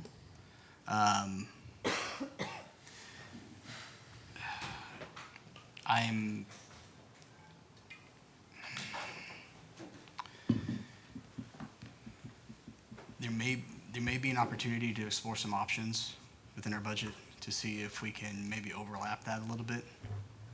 But we need to do a little bit of research from that perspective. So before we can bring something back to you. Yes, I mean, I guess to wait a year That- while it's a we're long time. approving all of these developments in the meantime, that's not ideal. Council member, what we'd like to do is meet with Verdunity right in the next week or two and talk to them about the different options we have immediately in front of us, and then meet with you and go over, and Councilmember Parsley or whoever else you think would benefit from that meeting, and go over all the different options and let you know what tools you have in your toolbox now and what we can get working on now. We Okay. realize that's important. Can you bring that back to council? Yes, ma'am. Mm-hmm. Okay, do we need a motion for that? No, ma'am. Okay, also, Paige, I just pulled up the neighborhood empowerment zone that you were talking about. I really feel like we could work with that as well. So can we somehow, I don't know if they would, I've already emailed staff about putting it wonderful. on our list. Okay, Okay. so no motion needed, but everybody's already doing an amazing job. Love Yeah, it. and I would also encourage y'all to look at other cities in the state, because I think this conversation is being repeated throughout the state of Texas in every jurisdiction and city. You know, I think I drove through Dripping Springs the other day, and they've got a Whataburger. Whataburger has a very standard, iconic set of designs, but not the one in Dripping Springs, Right. because Dripping Springs didn't allow for it. Same with So, HEB. Same with HEB, or you can go to Bee Caves, for example. But again, a lot of those decisions, the state law very intentionally stripped from them. So the question is, what did Dripping Springs do to get there, and can they still do it? And if the answer is yes, you know, how? And then How can did they we, get away with it? Mayor Pro Tem. Yes, thank you. I guess so no motions made it. I was actually going to write one out, but I guess we got direction. But I guess that also would include if you were going to look at all the nonconformity and all the CBD 1 and 2 ordinances, correct? Because you want to combine it all together, correct? If you're going to be looking at all that into the design concepts of, because you want to be able to look at the whole big picture. If we're going to say this is the design we're going with, but then again, we already have ordinances in place, so we're going to have to dissect some of our old dinosaur ordinances to go along with what Councilmember Bradshaw and everybody else is talking about, especially with the design, right? And also the brick layout and so forth. But to everybody's point about, you know, we want more green space this, we want more, you know, trees, and we want more bushes when we go to restaurants and stuff. I look at it as it's also the responsibility of the property owner. And it's also the responsibility of the business owner. Because, you know, you can have a developer that's going to come in and say, we're going to put in all these big trees and we're going to put all these shrubbery. But 2 years later, if they're not watering their grass or they're not taking care of their brush, when you stand in line at the store or you go in there and you see this overgrown bush or you see this tree that's just dead, I can look around Kyle downtown. There's a couple of them here. I know that code enforcement would be, you know, right on them. And I can tell you one's by the highway. But, you know, that's the kind of stuff we need to look at as well. So not only we talk about gold standard, but let's maybe also include identifying what gold standards are when it comes to designing, you know, the buildings and the upkeep. Because we can have a developer come in and put all this fancy, nice landscape, but if the business owner or the property owner doesn't want to take care of it, then that's where we have also the problem. Correct? I'm just looking at it from that point. Well, I wanted to comment that I was looking at it from the landscaping design being better for these quick retail chains that are coming into the city, getting more landscaping around those parking lots or the drive-throughs. So let's not leave that out. I know we want to focus on the homes, the residential and the parks, but it's also an eyesore to see a lot of concrete everywhere, right? We've got 5, 6 restaurants all in sequence, and there's not any greenery in through them. So as they're coming in, can we make our city more appealing, more beautiful? In that aspect as well. I think we're all on the same page on that. Yeah. Well, I wasn't sure if y'all, No, if no. y'all got the point that's an emphasis too. Yes, sir. Yeah, we passed our first landscaping ordinance in 2014, and then I think, or maybe a little bit before that, maybe we amended it in 2014, and then we passed I another think one. it was created. Created in 2014. So like if you look at the Walmart in my hometown, the parking lot from one end of the, I'm sorry, I didn't see your hand, but from one end to the other is parking lot. And, you know, there's no landscaping ordinance. Right. That's the reason. And so we require trees per lot and all kinds of stuff in the landscaping ordinance. But To your specific question about the spacing of 50 feet, Right. we do have to be careful that it doesn't impinge on the idea of the parking ratios as well. So we have to make sure that if we do edit things and make it more landscaping, if you will, that it doesn't directly conflict with other regulations as well. So that would be part of it. So we want to make sure it's good too in the end, but, so.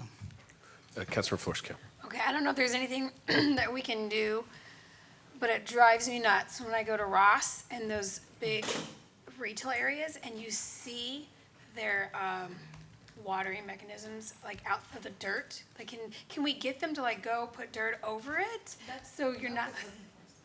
Oh, is that code? Oh, can we get them to do that? Well, Then they can. Oh, because like you could trip and fall over it. Like I just think it's ugly, but to legitimize it, you can see, oh, they're what do you call it?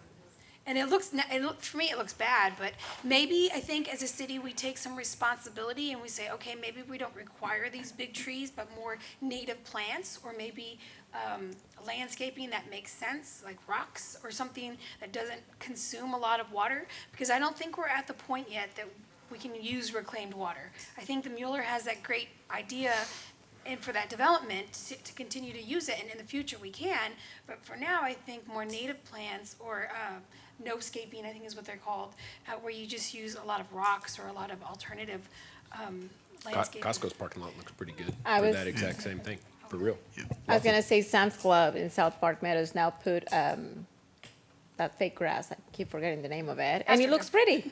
Well, it looks you green. should look, they just put in Costco, you should look at it, and it's definitely conscious of water usage, by my eyes at least. There you go. So, Well, in that case, can we get code enforcement to look at it? That would be great. Yeah, So we- I'd like Councilmember Heiser to go over there with a notepad. not to No, I bring, just think it looks bad, and also, what about the big divots in the parking lots? I know off of 150, there's like a Dollar General, and they have the worst parking lot. And I go there every time, right? I'm like, well, I don't got nowhere else to go, so I go there, and you can like, there's a drop-off too, and there's houses right next to it. What can we do to at least make the parking lots look presentable and safe? so that's a conversation we need to have with PD related to adequate resources in terms of, and I'm talking internally, planning and PD from that perspective. I believe, but I'm not for certain, that we've adopted the National Property Maintenance Code, and we just need to coordinate with them on that and just make sure, because PD is the enforcement arm with their officers, so. Thank you. all right. Thank you. All right, next up is agenda item number 23, discussion of possible action regarding the City of Kyle City Council retaining an employment attorney to include but not limited to the following work: employment discussions, research, drafting, and finalizing the contract of the future city manager. Councilmember Flores-Cale. All right, thank you.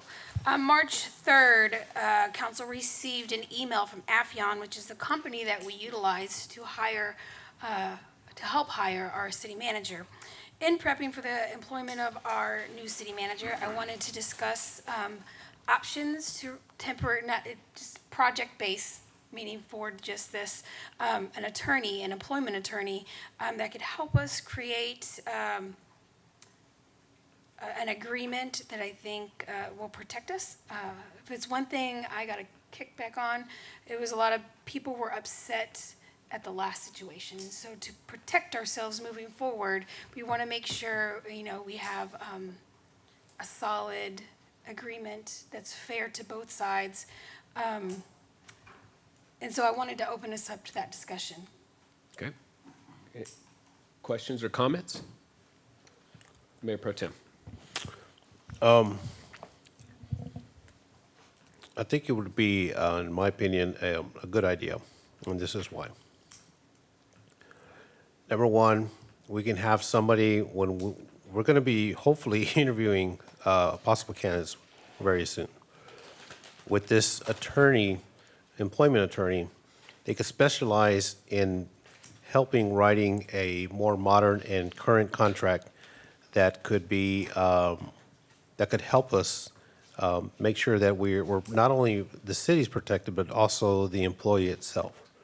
So by hiring somebody like this, an attorney, and actual that's specified in current employee laws, in all aspects on that end, I just feel it would be more comfortable in that end if we look at looking at those alternatives. It's any day now that we're going to be, like I said, we're going to start interviewing for the city manager. I think have we received any update as far as by chance when we're going to get some of those applicants interviewed, or that way we can be ahead of the game and have it in place? The last update I saw is that they had narrowed the list down to 26 applicants, and they were vetting those further to get down to 6 or 8. Okay. So once we get to the point to where we're down to maybe our top 10, we would have somebody in place to where we can have somebody that can write or look into contracts that can help us benefit from that. I'll open it up to everybody else, but that's just my feeling on that. An actual employee attorney that deals with writing out those types of contracts. Well, my only thought to that was that city manager contracts are very specific types of employment contracts, and I wanted to allow Paige to give her thoughts on it, as well as to discuss her experience and her firm's experience drafting those contracts, as well as to maybe speak into the previous situation and talk about how you might be able to provide a contract that's really well fleshed out based on council's desires.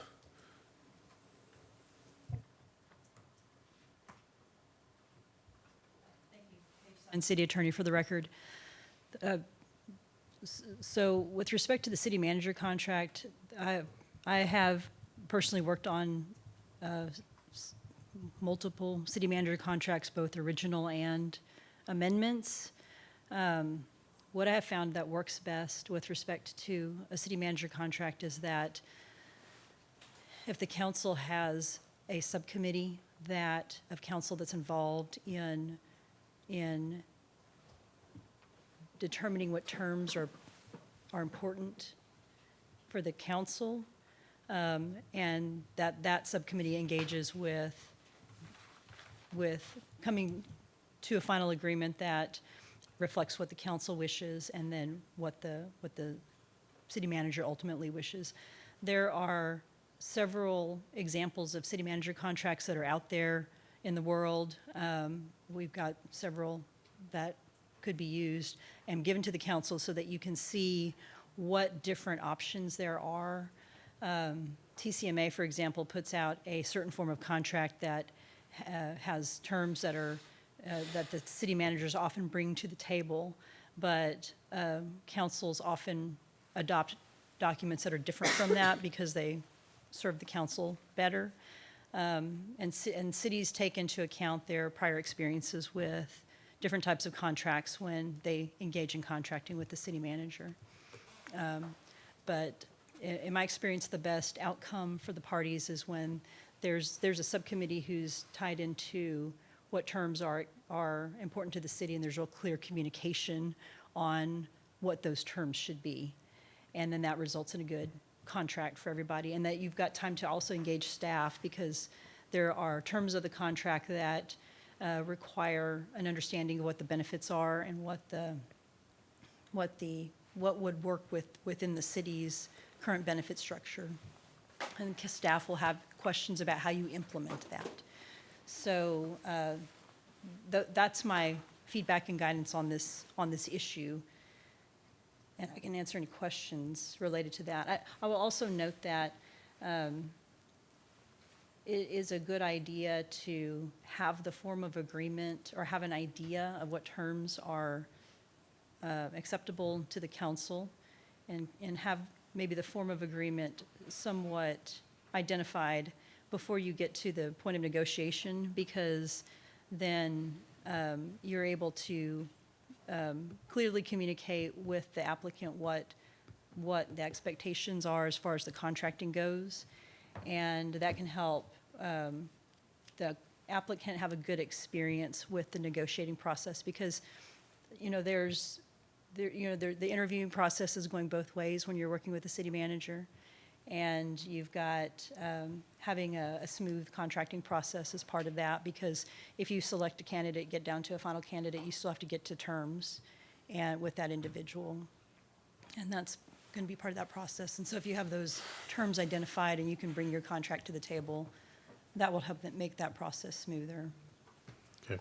Because if you look at the terms, I think what an idea would be is to not only just look at the financial terms of salary, benefits, and all that, but also goals that this person would want to set for the city, any kind of yearly reviews, or kind of to see where we're at, not just on the personnel issue as far as like where you're at personally, but as far as how we're moving the city along. That could be listed in the contract as well.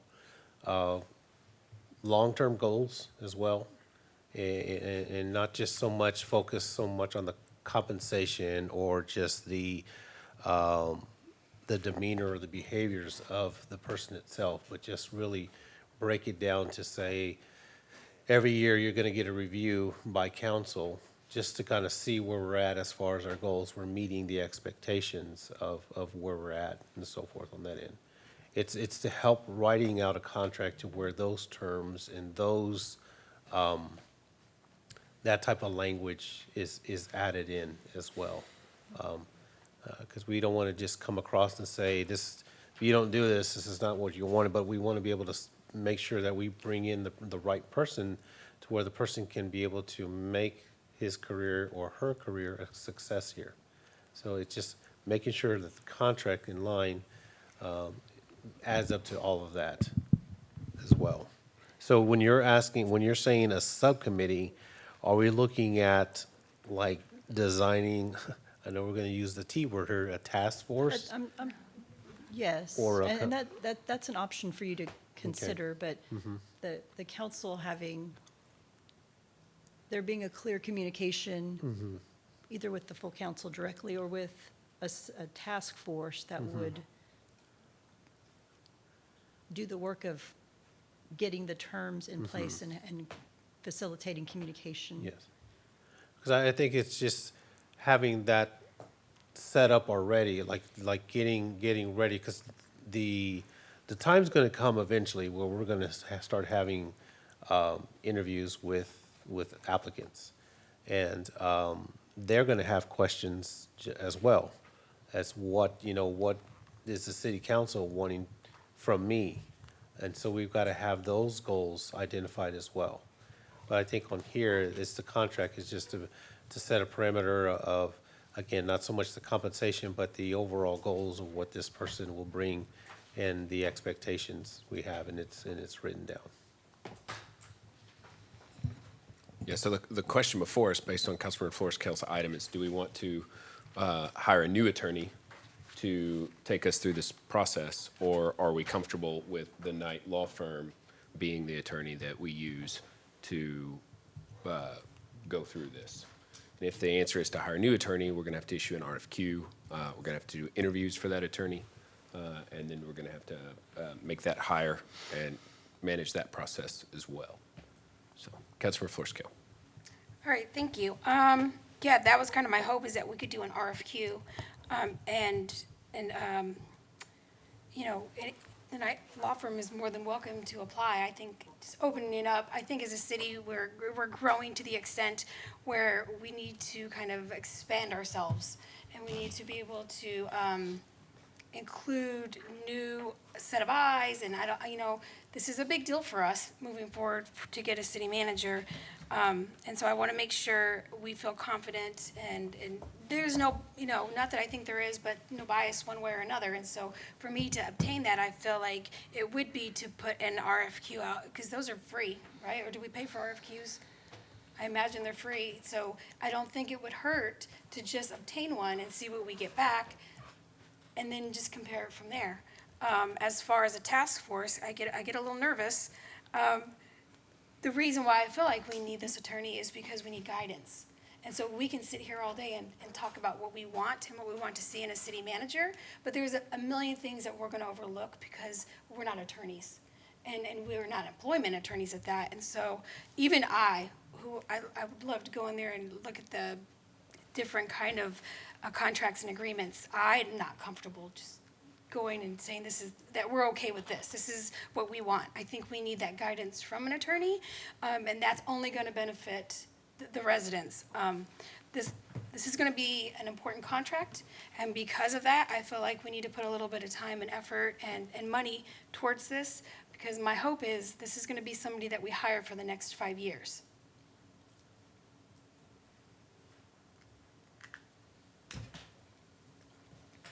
I personally don't think that we will get better services by hiring somebody new than with the Knight Law Firm on this case. I think the Knight Law Firm has a very long history of negotiating city manager contracts throughout multiple cities and is extremely well versed on the various skills that a city manager and maneuvers that a city manager may come to the city with. So, you know, for myself, I don't think that we're taking any steps forward by going after that, but it's if we want to go down that process of hiring an employment attorney for this, then we can go down that process. Councilmember Zuniga.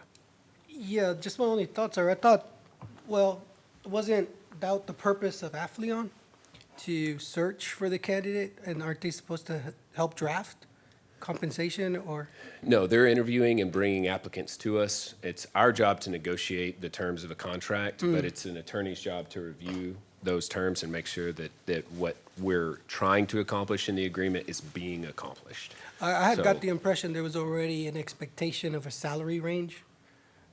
Right, but I don't think there's an expectation yet. We haven't had those discussions. That'll be something we had, those discussions will be had based on the experience of the city manager or the applicant or whatever. Yeah, there's a whole process that we'll go through at that point in time. But an employment attorney is just replacing our attorney with a different attorney to help us draft the contract.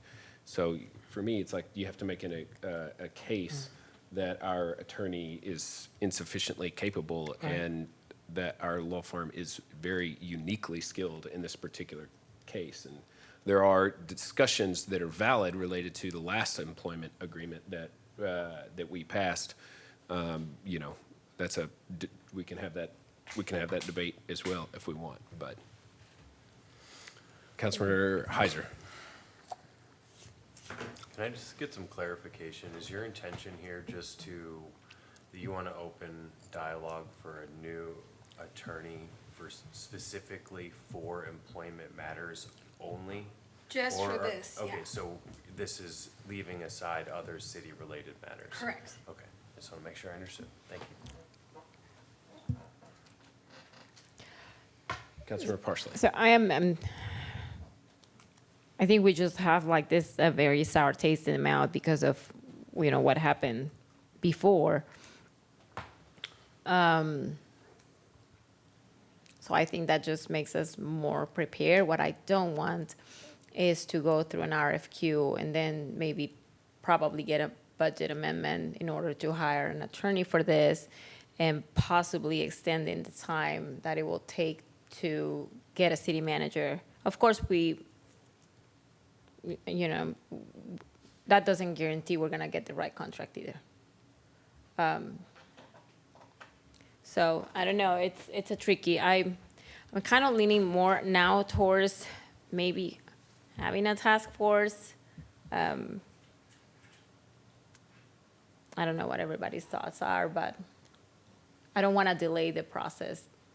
It's been a while since we had a city manager, so. I mean, I know we have Jerry, but Well, as it relates to the last contract, there's plenty of blame to go around. To pin it all on the city attorney would be really wrong. So we all voted on and negotiated that agreement, and those clauses were in there, and, you know, so. Councilor Flores-Cale. Okay, well, let me start with, I'm not blaming anybody. And if nothing else, the blame would fall on council, ultimately. What I'm saying is, we deserve to see what our options are. An RFQ will hurt nobody. And the Knight Law Firm is more than welcome to put in their application for that, or their request for qualifications. Maybe they are the one. I don't know. But what I do know is, that's all we know right now. I feel like we need to, and they're already busy.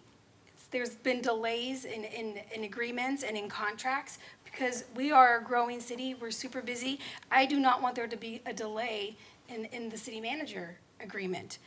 And so with that, I would like to make a motion to direct staff to place an RFQ for an employment attorney with experience in city management. Go ahead and second. Motion by Councilmember Flores-Cale, seconded by Mayor Pro Tem. Is there discussion on that motion? Councilmember Heiser.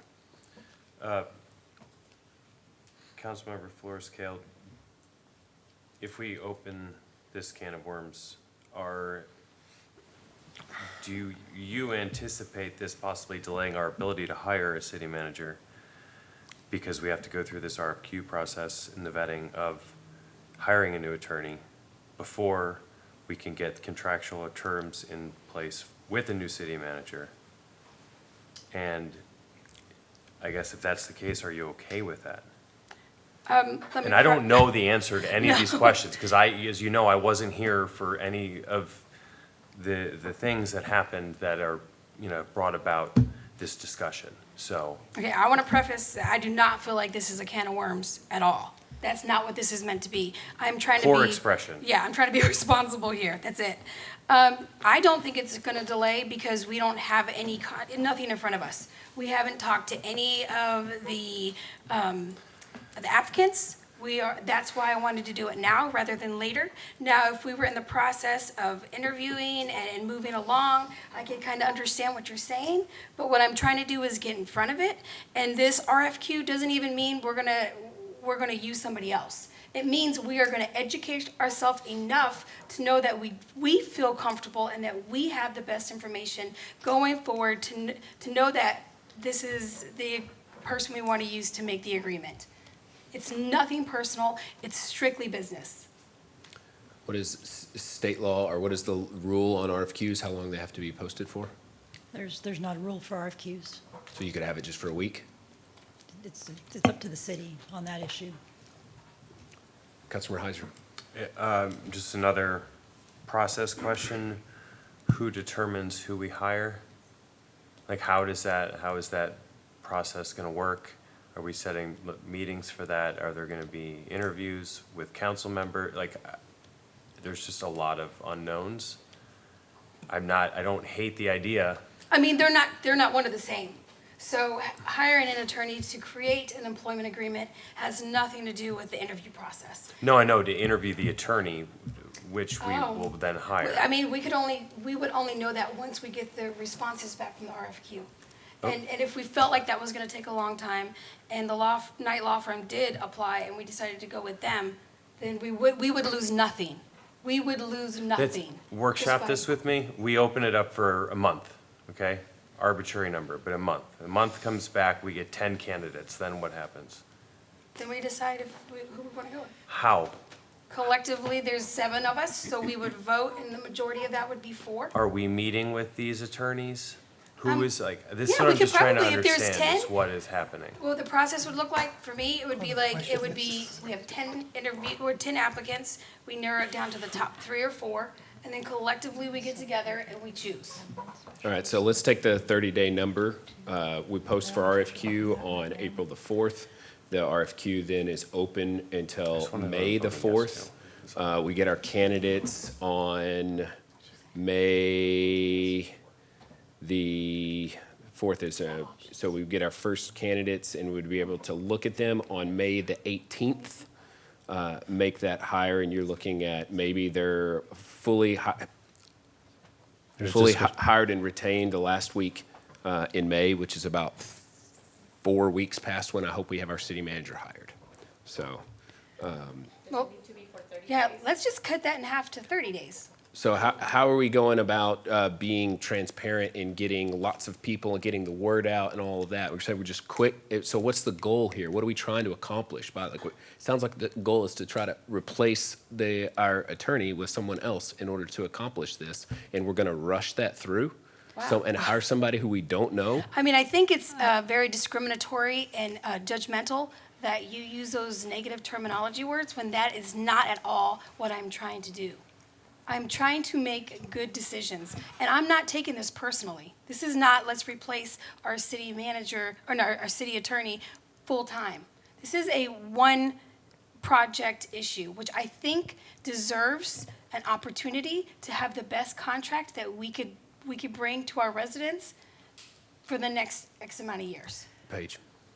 Just want to make you aware also is, you're probably aware that we do have relationships with other firms that have lines of specialty that we reach into, and we bring the benefit of those relationships to the council in our consultation as your city attorney. And so so that you don't lose time, we can use that if the council wishes. All right, there's a motion on the floor to bring back an RFQ. Is there further discussion? Roll call vote.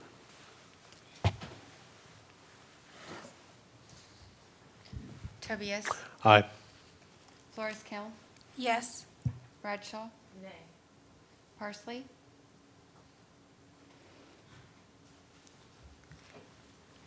Aye. Mitchell. Nay. Zuniga. Nay. Heiser. Yes. All right, motion passes 4-3.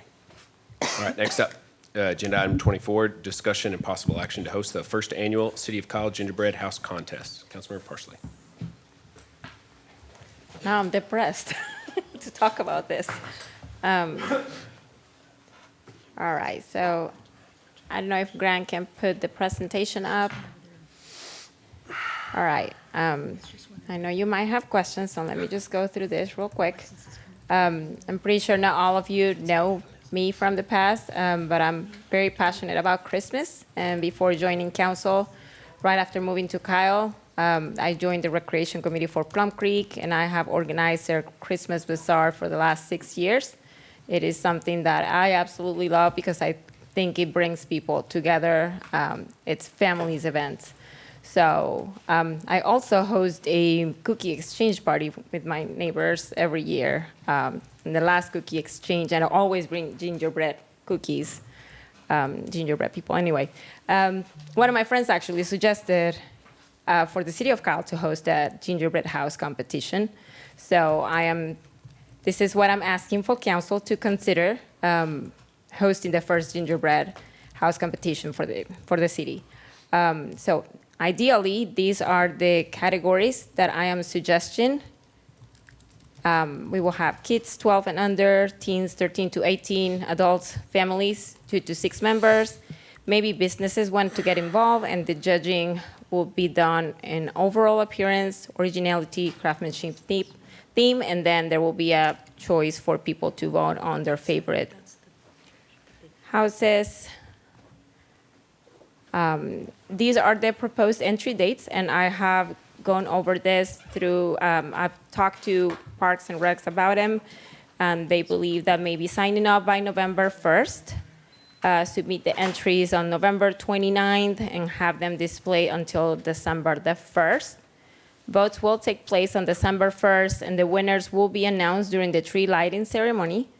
The houses will remain on display at the Kirk Center, so residents can cast their votes the afternoon of December 1st for the People's Choice category. And contestants will need to pick up their entries after the contest has concluded. For the judging panel, I am suggesting that we pick a local professional baker and decorator, maybe a member of the Arts Commission, a member of the city council or mayor, or gingerbread house owner. Christine Lilly, she's the one who had the gingerbread house here in Kyle. And I would like to invite the Grinch, since he has been quite famous over the last Christmas season.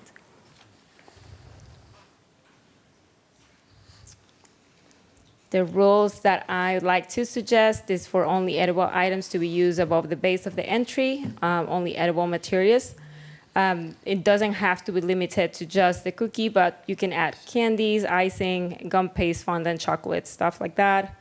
The gingerbread doesn't have to be necessarily a house. It can be a train station, barns. I even thought about maybe doing the public safety center, something like that. Anything that you can think of. You can add battery-operated electrical lighting to your house. Your base does have to be of sturdy material, like plywood or cardboard, and not be over 18 by 18, and have a maximum height of 22 inches. The gingerbread kits will only be allowed for the kids 12 and under category. Okay, so we have prices. I'm thinking maybe first place gets a gold medal and $100. Second place gets a silver and $50, and third place gets a bronze medal and $25. All of the categories will have a certificate of participation from the city of Kyle, and so will the People's Choice option. I am proposing prices that are not high in monetary amount.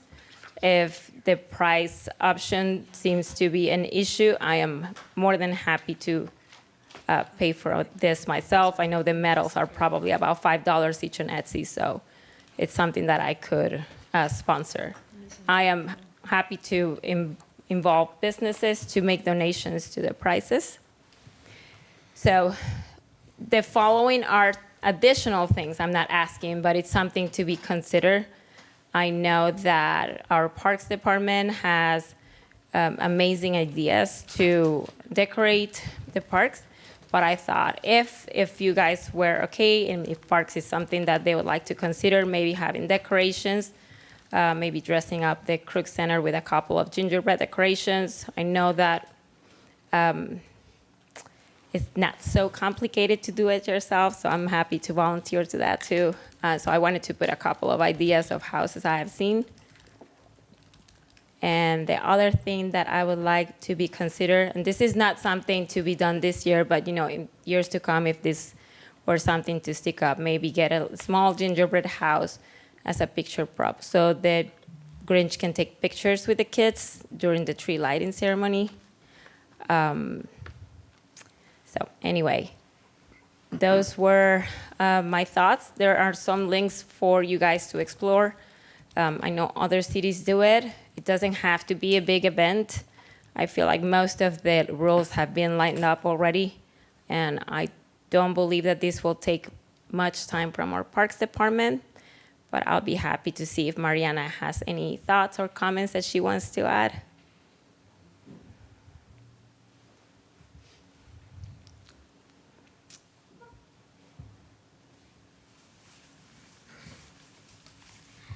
Mariana Espinosa, Parks and Recreation Director.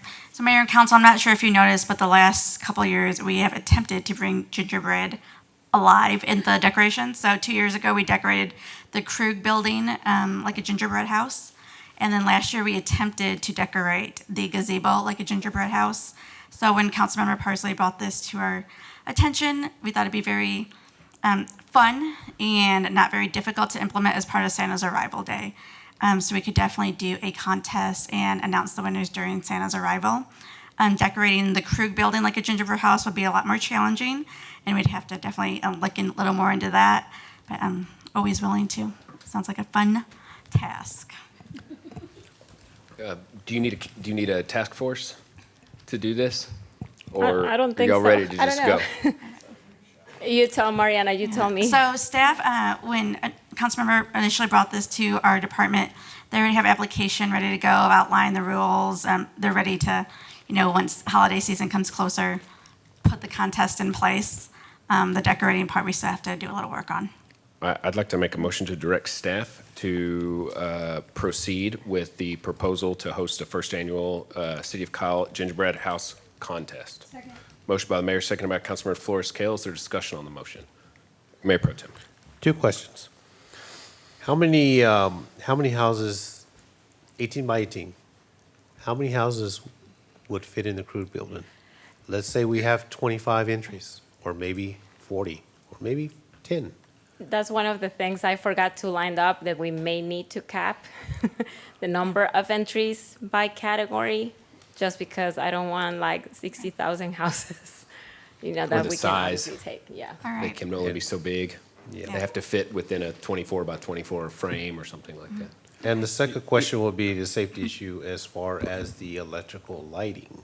I know this is just brought forward, but something to think about as far as the plugs, outlets, any of that stuff that would need for the lighting. I guess when it's time to judge, they'll be turned on, but what would be I think we'd your have to have idea? further discussion with Councilmember Parsley. We hadn't spoken about that Okay. part yet. So she said, Yeah. homes that were lit up. I was like, ooh. But yeah, Yeah. we'll talk about it for sure. Yeah, no problem. But overall, it's a great idea. Councilor Heiser. Just a quick solve for the space issue is having different categories at different times. Therefore, you're not having as many participants in the building at the same time. Well, ideally, you want to have them on display so the residents can stop by in the afternoon of the tree lighting event to make a vote for what is their choice. Because, initially I thought to have them displayed here at City Hall so everybody could see them, but then I thought we discussed about maybe mice or rodents chewing up on their There's details we'd have to smooth out and final. Yeah.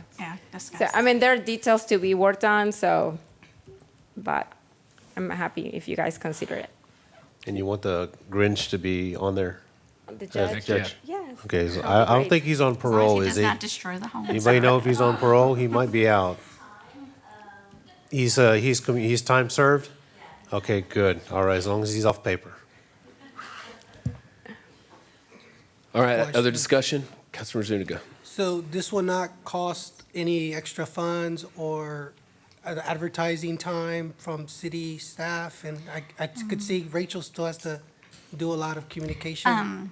So Santa's arrival event is just be another component of that. We're already promoting Santa's arrival as be part of the website updates. And speaking with Councilmember Parsley, she did mention looking at securing some donations or sponsorships to go towards the prize money and any other related costs. But it would be part of the Santa's arrival event. And I our guess staff time. just for everyone to participate, is it one per household? I mean, I know it can get kind of expensive if you have a family, a big family. So we haven't finalized any of that yet. We're more waiting on council direction on whether or not to go forward and pursue it. So now we'd have to finalize those details. We haven't finalized that part yet. Okay. I really like the passion put into the presentation. Thank you. All right, any other discussion? All those in favor? In the beginning of the year, I did mention a New Year's Eve ball drop. We still kind of thinking about that? Yeah, we have it considered, but no indefinite plans as of this moment. Okay, but that wouldn't take a lot of time either, right? That's just a drop of a ball on New Year's. That would be a little more different because staff, it would be staff, depending on what day New Year's fell on, and then associated costs with sponsorships and donations if we were not able to secure those as well. But yeah, we can still continue to look at planning something for New Year. Thank you, The Mariana. possibilities. Thank you. All right, all those in favor say aye. Aye. Aye. All opposed? Motion carries 7-0. Next up, agenda item 25, discussion of possible action to amend the rules of council to require a co-sponsor, 2 council members for the City of Kyle agenda items, excluding proclamations. No council member will be allowed to have their names on more than 4 agenda items per meeting. Councilmember Heiser and Councilmember Parsley. Thank you. So, as I understand it, we as council have the authority to interpret and implement what's written in the city charter.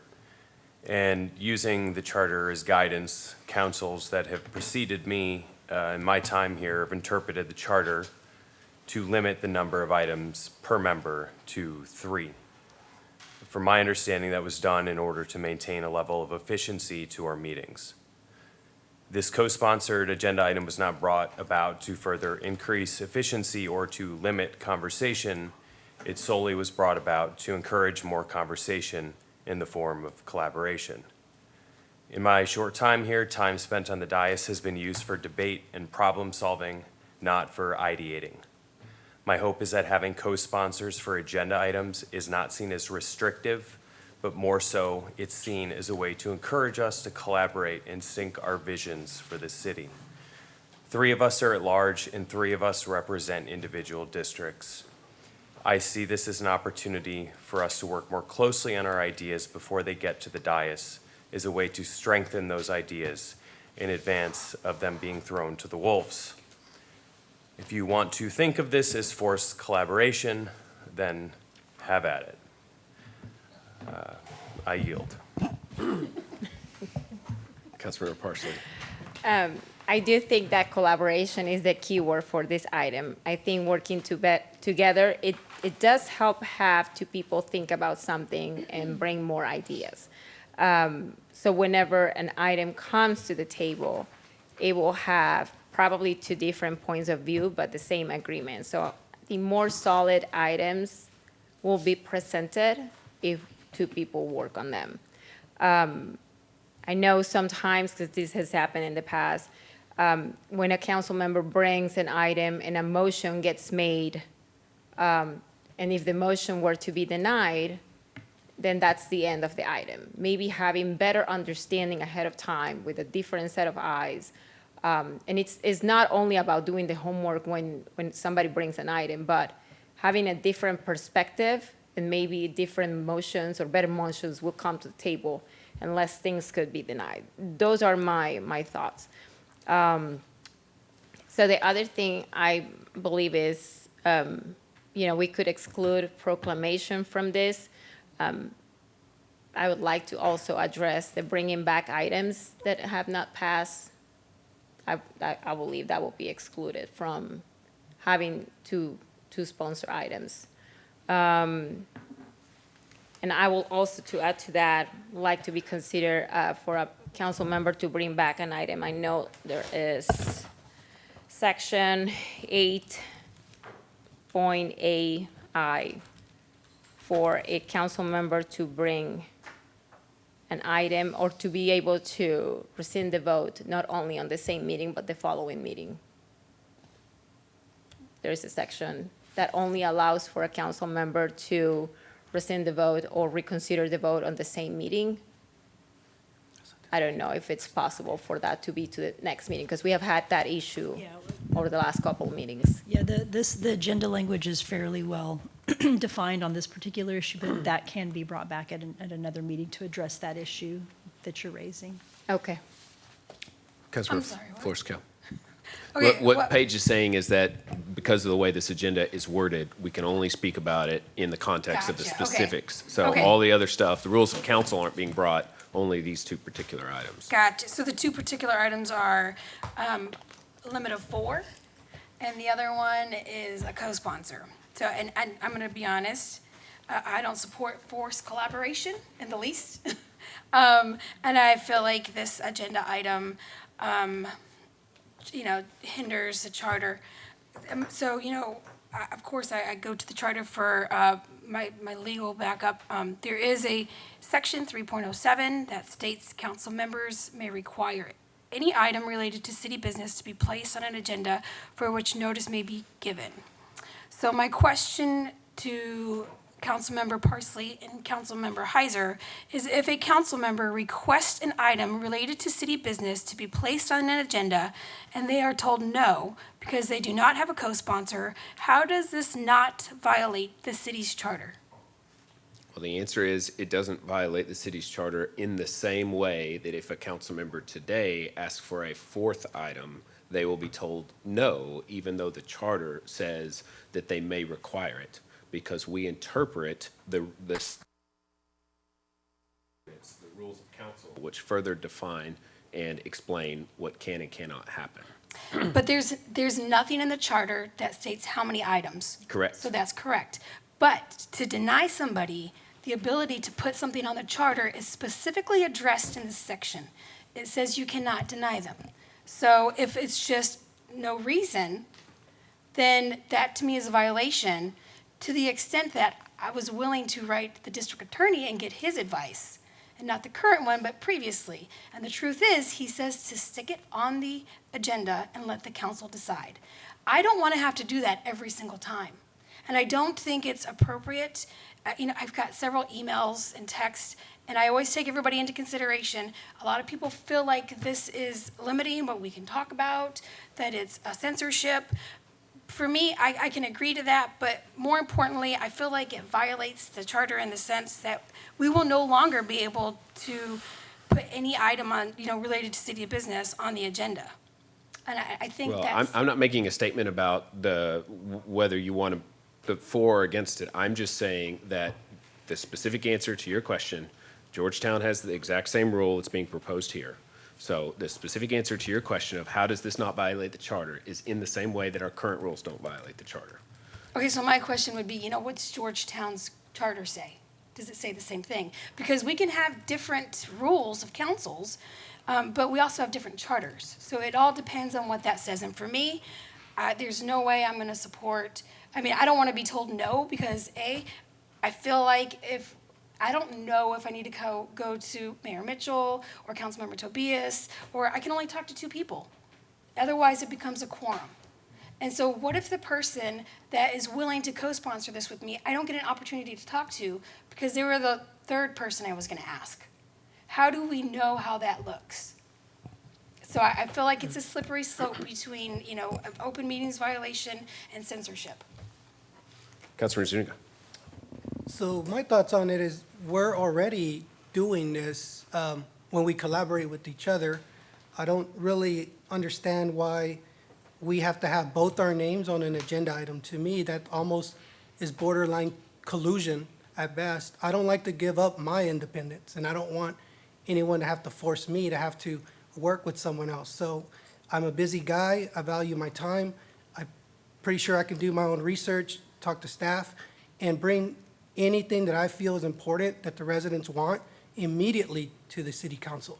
I was elected as a single candidate. I did not have a co-sponsor. So I don't need to be up here with a co-sponsor to speak. I do not need permission from another council member to bring an emergency or any situation that residents feel they need addressed up here. But those are just my passionate Mayor Pro thoughts. Tem. Okay, let's read what it says. Discussion, possible action to amend the rules of council to require co-sponsors, members for city council agenda items. To require now any agenda items that it has to be 2 co-sponsors, but excluding proclamations. No council member will be allowed to have their name on more than 4 items, obviously, because we've had 3. But when I'm reading that, that's how I'm interpreting it. Requiring that if there's a discussion that I have from a resident that's from my district that none of y'all come to my side of town for, that has to deal with them, and I need to bring it forward, that I would have to find a co-sponsor to talk about it and have it, before I can even bring it on the agenda, I would actually have to find somebody that's available to say, would you like to be my co-sponsor for this? Well, I don't have time, or this, that, the other. I should be able to have the independence, like Zuniga says, according, because we've talked about this many times already, about the rules of council, about what, 5 times already? Even when, about changing the rules and this and that, the other. And I understand that there's sometimes there's a little, maybe it's a slip up or whatever. We had an issue, I think, where Mayor Mitchell, you had an item that you had co-sponsored with me, and I think you had 2 more items, and then I think there was an agenda kind of like review when you just happened to maybe had your name on it, but it was just a matter of calling, hey, what's the roll call, and it got kind of point of order. Well, to be clear, but I mean, it was You know, not to blame anybody, just like sometimes it happens. Yeah, But so, when- I want to speak to that because you brought my name into this conversation. I'm trying not to cast judgment on the proposal. I'm saying that it is legal for us to do that Yeah. under the charter. That's all Yes. I've said. Yeah, exactly, and But it is. So we currently have, there are two items that are longstanding items that I bring forward. One is agenda order, which is a new one that really, the council should be the one to sponsor and the mayor is the one to set. We just currently don't have an item because I allowed myself to agree with this, that I'm only allowed to have 3 items, which really isn't correct. And then the second one is the CIP road projects and consent agenda presentation, which was an item, a standing item that I started sponsoring about 3 or 4 years ago, where the different department heads that had items on the consent agenda would come forward. Like today, we had 3 different department heads. I was called point of order on that one as well, and so we just put Leon's name on there. It's not correct. It's not a Leon Barba item. So the truth is, and there are also statutory things that the mayor has to bring forward, like canvassing of elections and various other things throughout the years. And then especially if we're going to talk about what the charter says, the charter puts the placement of the entire agenda under the purview of the mayor and the city manager, which means that the council members have their items that they have the absolute right to place on there, and then the remainder of the agenda belongs to the city manager and the mayor per the charter. So the truth is that the mayor needs to be excluded, and frankly, probably shouldn't even be co-sponsoring items. If y'all wanted to go this route, the mayor should be separate from this, because the charter does distinguish specific to the agenda, the mayor. And just for an example for today, because last meeting, Councilman Zuniga had brought up a very important topic about volunteering in the community, correct?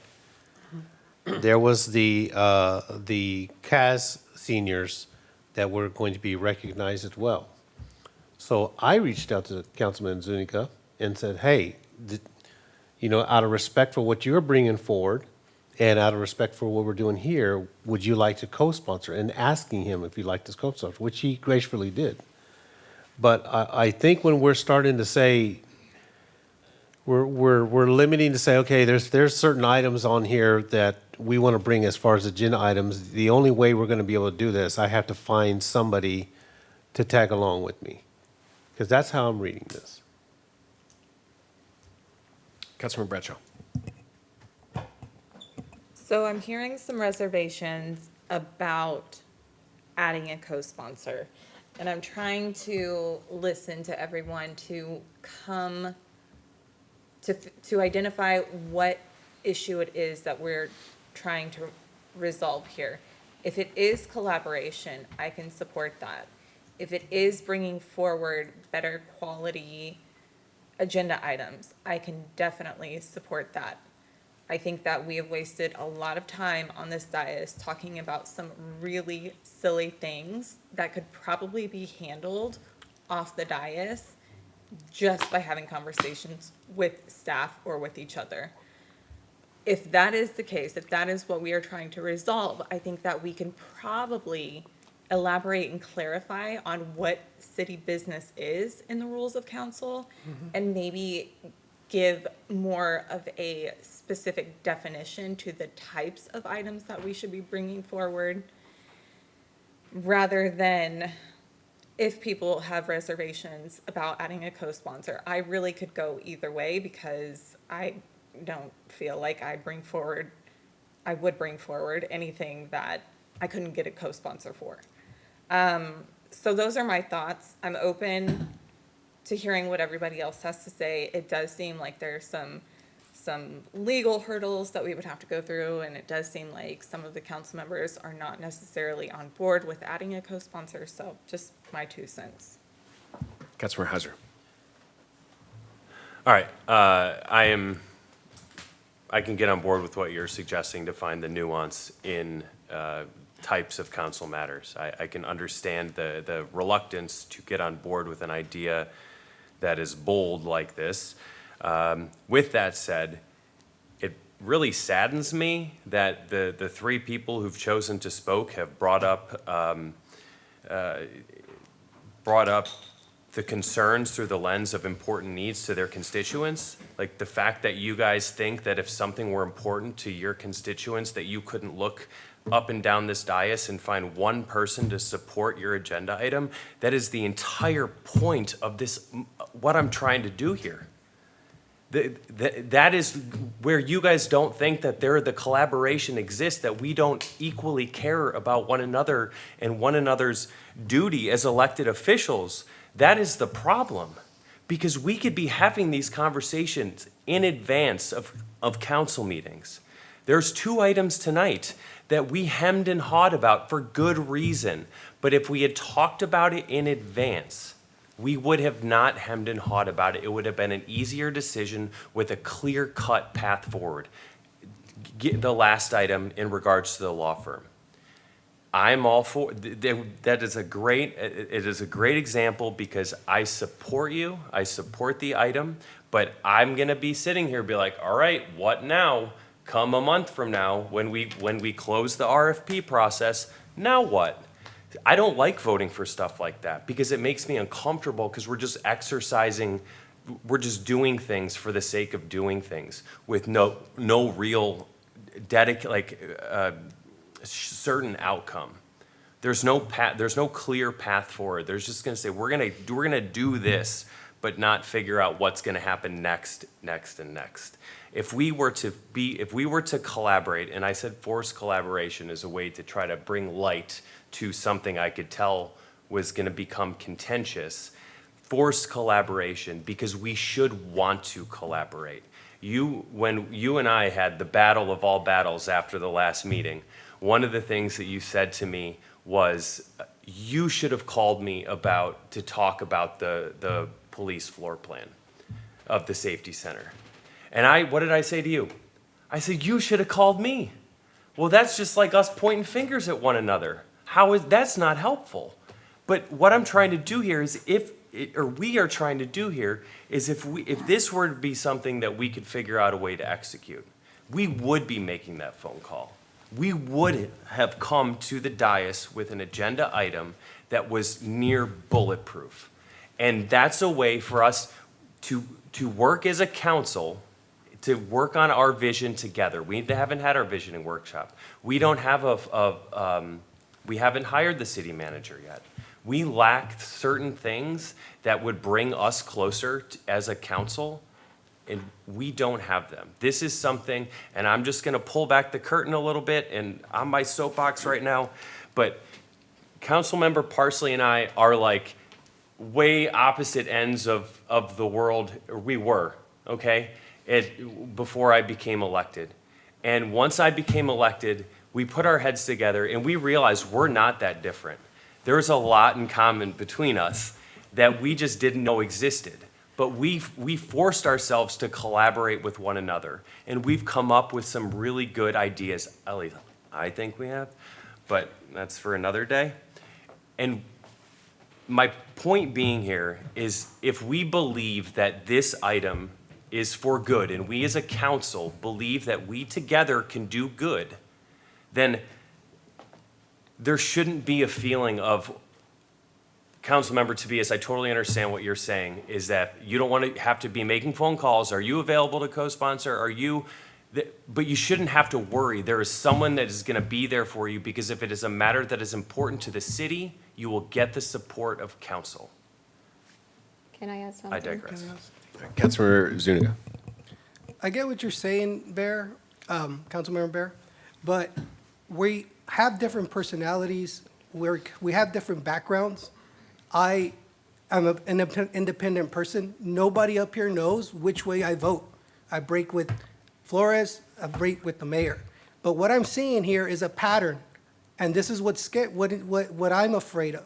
I see the pattern of 2 same sponsors, the vote's the same. So where are we getting separate individual thought? And so that's why the danger is, to me, is that we're already doing a lot of this behind the scenes. People are talking to each other. So I don't think that we need our name on an agenda item with another person that makes it more important, because now there's two names on that. So we're gonna learn something new because of that? So those are just my thoughts on that. Councilmember Parsley. All right, this is not meant to cause such a revolt, honestly. I think one of the examples that Councilmember Heiser brought was excellent. I mean, we have found ways, we have found common ground. And there are things that, you know, that I have thought about bringing. And he said, well, I don't think that's a good idea. You know, you need to have some sort of objection, and you need to have another set of eyes when you're bringing stuff to the council. There have been, over the last meetings, items on the agenda that have been already worked on by staff. And we have spent 30 minutes talking about nonsense because of lack of reaching out to staff for education. Now, if you reach out to somebody before bringing that agenda item, you may get to know, you know, I've reached out about staff about the trees, or I have reached out to staff about the gingerbread house. I don't know. It is a way to work with council. There is 7 different personalities in here. And at some point, even when I don't agree with you in like half of the things, I might have to co-sponsor an item with you. And if you cannot find a sponsor to bring an item, then maybe the item is not good quality. That's how I see it. You're It is not confusing two about, different it is things. not Hang on, about taking your independence. It is not about you not being able to bring what your constituents bring. These are discussions that you can send over an email to staff members to ask questions, and if it is important, you reach out to any of the other council members and you will find support. Because everybody here is looking for the benefit of the city and the residents. It is not about, unless you are bringing items to get glory. That's a different thing. Is that what you would like? Is that what we're taking away from you?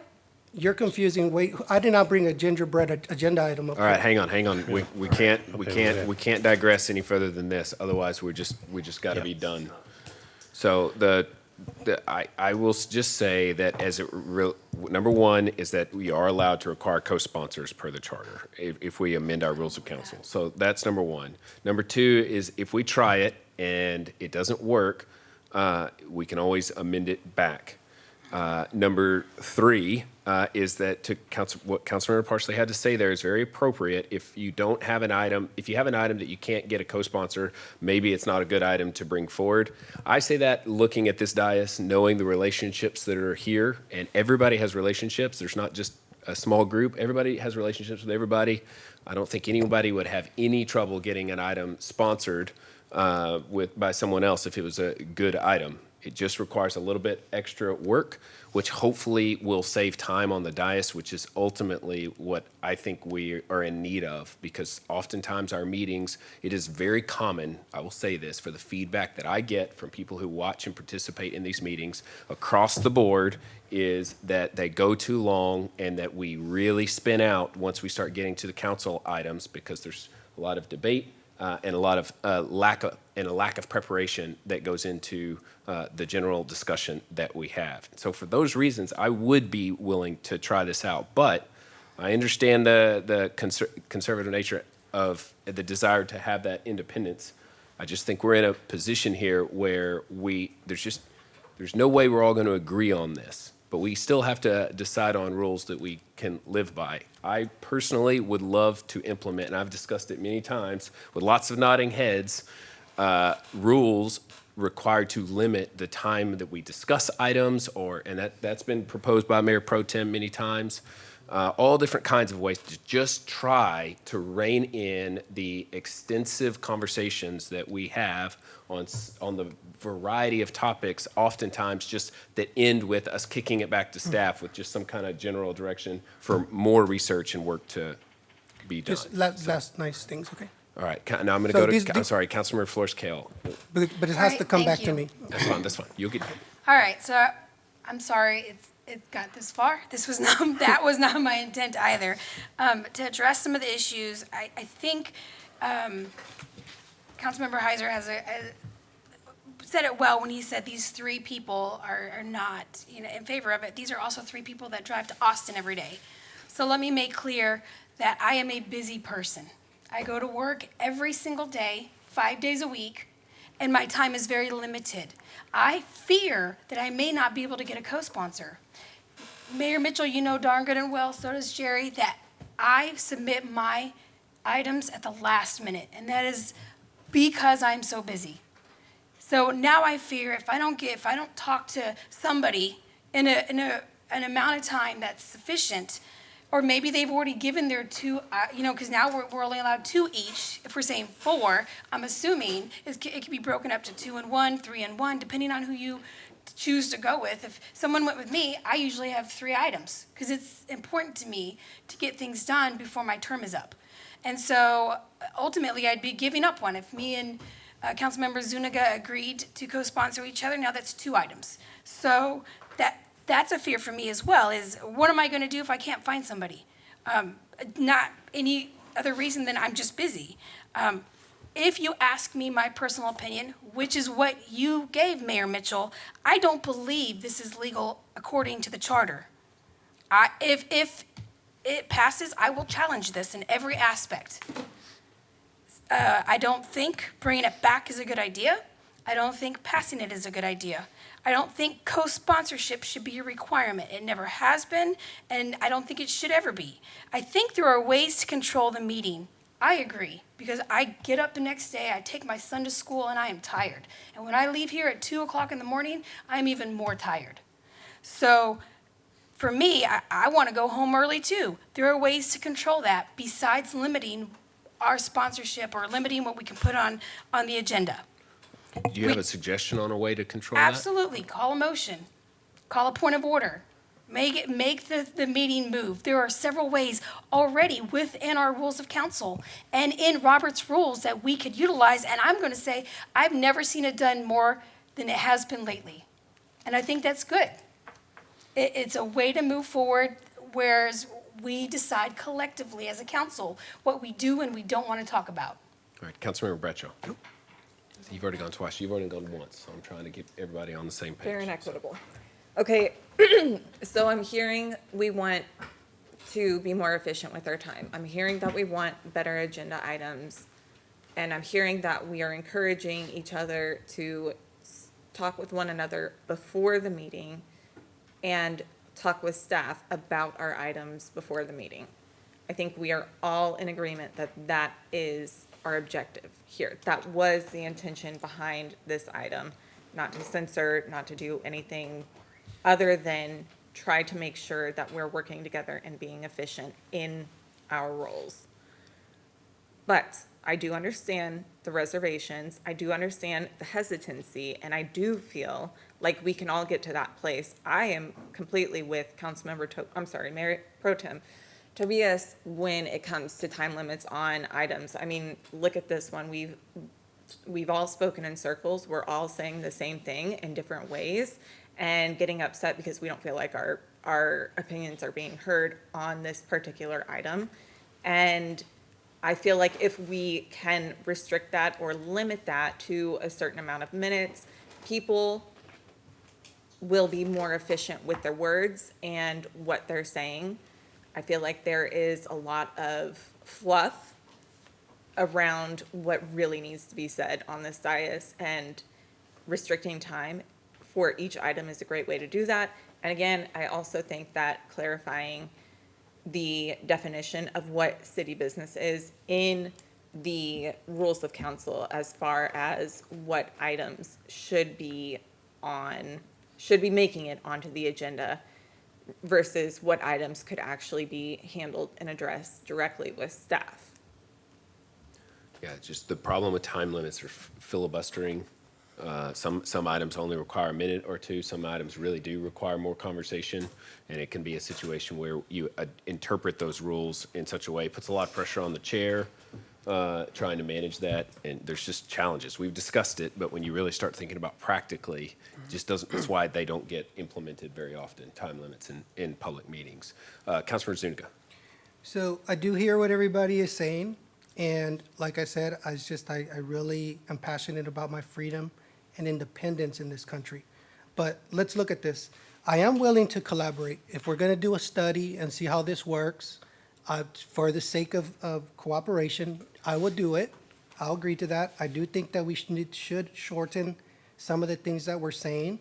But let's also understand that I'm a new council member up here. I'm not efficient at what to do, how to reach out. Okay, so give me some grace, give me some time to learn.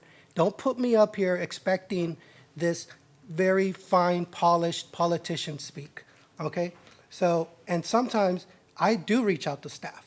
I do a lot of research. I think that a lot of the questions that I brought as a new council member have been informative, and we've learned, and I'm learning, okay? So give me that time to learn, all right? And also, it's important for the residents to hear what we ask.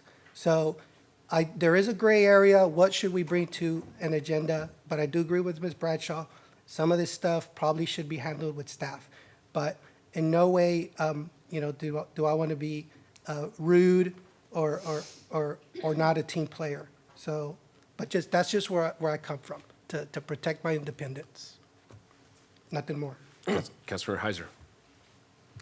Well, I just want to say thank you to everyone for engaging in this debate. I think pass or fail, I'm pretty sure each of us are more likely to pick up the phone to someone and to try and either workshop an idea in advance of a meeting, or to get input, what have you. But I just want to make this abundantly clear that my sole intention for this was collaboration. It's not to make meetings go faster. It is not to impose time limits on talk. And if that's something that you all want, this is going to do it. Full stop. Because the ideas will be more refined before they get here. And that is in the betterment of everyone, not just the person whose agenda item it is, the co-sponsor. It's better for the residents because things happen faster, because we actually have a course of action to take after we pass something. So we're not just kicking it back to staff to say, hey, staff, we voted 7-0 on this really cool thing that we think, or this thing that we think needs to happen. Now go and figure out how to execute it. It's our ideas. These are our ideas. I want to say that is literally their job. That is what they get paid for, and so- that is why we have different departments. I didn't go to school for engineering. I understand that, but this is I'm just saying. this is coming from here and from here. This is game day. I love this. Like, I am so thankful for this opportunity that I have gotten, and just thinking about how the collaboration and the joy that we could have as a council, not breaking quorum, obviously, but as a council, it is so very exciting to think about what we as collectively could be capable of doing together. And I'm sorry to get all emotional without getting emotional yet, but Well, my question would be, if I ask two people, and then it's a no, and then I can't put it on there, and now I can't ask a third person that may have done it. So how do I fix that? That's a good point. I like that. And so then now I can't put anything on there at all. And it's too limiting for me. Like, do I want to collaborate? Yes. I feel like we as a council are pretty broken in the sense that we don't have those personal relationships. And I can say there's been a difference within the last 3 years. I get that. I don't think this is the way to do it. I think there are ways that we can, but I don't think this is the way to do it. And I highly encourage it and I appreciate it, but not at the expense of not being able to place something on the agenda. Okay, can I make a suggestion? So we can collaborate. What do we think about maybe having a co-sponsor item, a single item, and then proclamation, bringing something back, something along those lines? So it'd be like a hybrid of if you want to do 3 items, one has to be sponsored, then 2 could be on your own. Yeah, Something like that? just split it. But that would also include proclamations and anything else you want So to do on there. you could do proclamations on your own. You would still do 3, right? You could do, if an item gets voted no and you want to bring it back, that could be on your own. And then If you're bringing 3 of your own items that are for discussion and possible action, 1 can be single, 2 co-sponsored. Ooh, I'd like to do it the other way. 2 single and 1 co-sponsored. Well, because it's limiting. Again, there's always something that I feel like, okay, maybe I can wait. That can wait next time. But then you're bringing 3 items to talk about, and you couldn't find a co-sponsor for 2 of them, or for another. Well, it's not one. about hey, nobody wanted to co-sponsor it. It's maybe I'm just really busy. Okay. Mayor, I would like to make a motion to amend the rules of council to require a co-sponsor for 2 items that are discussion and possible action, no co-sponsor for proclamations or bringing items that have been denied, and you can have a single item, and also to amend, I don't know what kind of amendment do we need to do for the section 8.8I, in order to be able to be bringing something back the following meeting. We can't discuss that at this one. You're going to have to bring, because of the way you posted the agenda item. Oh. All right, so the motion I can is, second that, Daniela. okay, so the motion is to allow for 1 individual sponsorship on the regular agenda, an individual sponsorship on a Discussion and proclamation possible. or presentation. Yes. Right? And then up to 2 items with a co-sponsor in addition to the single. A maximum of 3 items, though. Yeah, maximum of 3, but, maximum of 4, including presentation and proclamation. So we're increasing. Yes, okay. Yes. All right, is that clear? And you're clear on your second? Yes, everybody knows, collaboration. I'm all All for right, that. so, Wait, but you're requiring 2 co-sponsored. Is that right? I can get 2. For discussion and possible action, it will be, you are required to have 2. If you're having 3, then you are required to have 2 co-sponsors, 1 single. If you're having 2, then you need to have 1 and 1. all right, so the motion that's on the table is to allow for council members to sponsor up to 1 item individually as a presentation or Yes. proclamation, up to 1 item individually as a council item under the regular agenda, and a second and a third in the regular agenda if that item includes a co-sponsor. Wait, what do you? I mean, You it get bears one, you repeating get a one couple times. independent, right? Yes. One Yes. independent one. Yes. And if you want to bring the second or a third, You need a You co-sponsor. you need need a a co-sponsor. co-sponsor. Yes. Okay, that's fine. I only need 1. That's fine. Is there discussion on the motion? Councilor Heiser. I would like to amend the motion. You can do that? To. Hang on, he has to make the amendment proposal first before you say. Okay. Two, you can have 2 of your own items. 1, if you want a 3rd item, it has to be co-sponsored. So I want to flip what you said. I don't like that look, but this is collaboration. I like yours too. This has to, everyone has to, if this is gonna be passed, I want everyone to walk, I would like everyone to walk away feeling like this might be something cool. I don't want this to be a fight. I'd rather just walk away from. I think you had that about 5 seconds ago. Exactly. So, Well, you got to take the W and no, move. Go that's ahead. not the, no. So that's the motion, is 2 I'll two items. second you, Bear. For. The motion is to amend the motion and to change it from 1 individual item to 2 individual items. Yes, and what you need, if you want a 3rd item, it has to have a co-sponsor. All right, so we're going to do a roll call vote on that motion to amend. So it's just to amend the motion. We're not taking a vote on the actual item itself. This better pass. This is just to amend. Okay. Parsley. Just to amend. Yay. Aye. Zuniga, Yes. Tobias. Heiser, Yay. Bradshaw. Aye. Mitchell. Nay. Motion carries 5-2. All right, we have an original. Don't call me. I'm sorry. Sorry, I missed you. We seconded You ready it. for November? Yeah, that's a yay. So I was wrong. I'm assuming you're going to vote for that, right? In the amendment? Yes. Yeah, okay. So I really do apologize. I'm sorry. Motion carries 5-2. It gets late and we get less effective the later it goes. So I will say that. So, all right, motion carries 5-2. So now we have the original motion on the table. I really don't want to, but I want to clarify, and I don't think that the mayor needs to be a part of this proceeding. I do agree with that. Just in general. So I would like to make a motion to exclude the mayor from this process. Second. Motion by the mayor, seconded by, or is it motion to amend made by the mayor, seconded by Councilmember Parsley. Is there discussion on the motion? Well, okay, that's a whole other situation. That's a whole other conversation. Yeah, I'm not comfortable with that at all. I would have to go back and review the charter and can we bring that back? Can we postpone that? Because I'm not. You're not going to be in favor of it next time either. I already know you're not, That's so. very judgmental of you, but It's the I truth. think maybe, if I just read it, No, so the city charter outlines that the mayor and the city manager set the agenda, which is already the points that I've made. But that the mayor and the city manager sets the agenda. City council places items on that agenda that the mayor and the city manager set. This is how it's outlined in the city charter.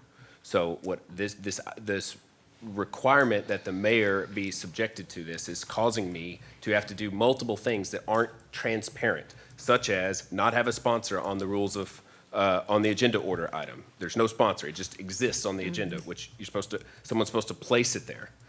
Secondarily is the secondary item, which is the CIP road projects and consent agenda presentation, which is an ongoing item that should be the mayor's sponsor, was the mayor's sponsor, but I removed it and made it Leon's, and it shouldn't be Leon's because it is multiple department heads presenting on the consent agenda.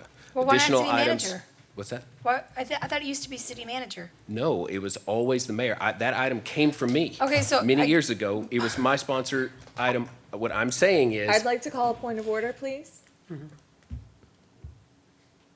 I was gonna call the question too. You need to, Oh, you need to explain the point of order. I'm not voting for that. Call the question. Well, you have to have the floor in order to call the question. Your point of order would have worked, speaking out of turn. So, all right, I'm just gonna stop. Councilmember Bradshaw. You want to call? I'd like to call the question. All right. Thank you. Roll call vote.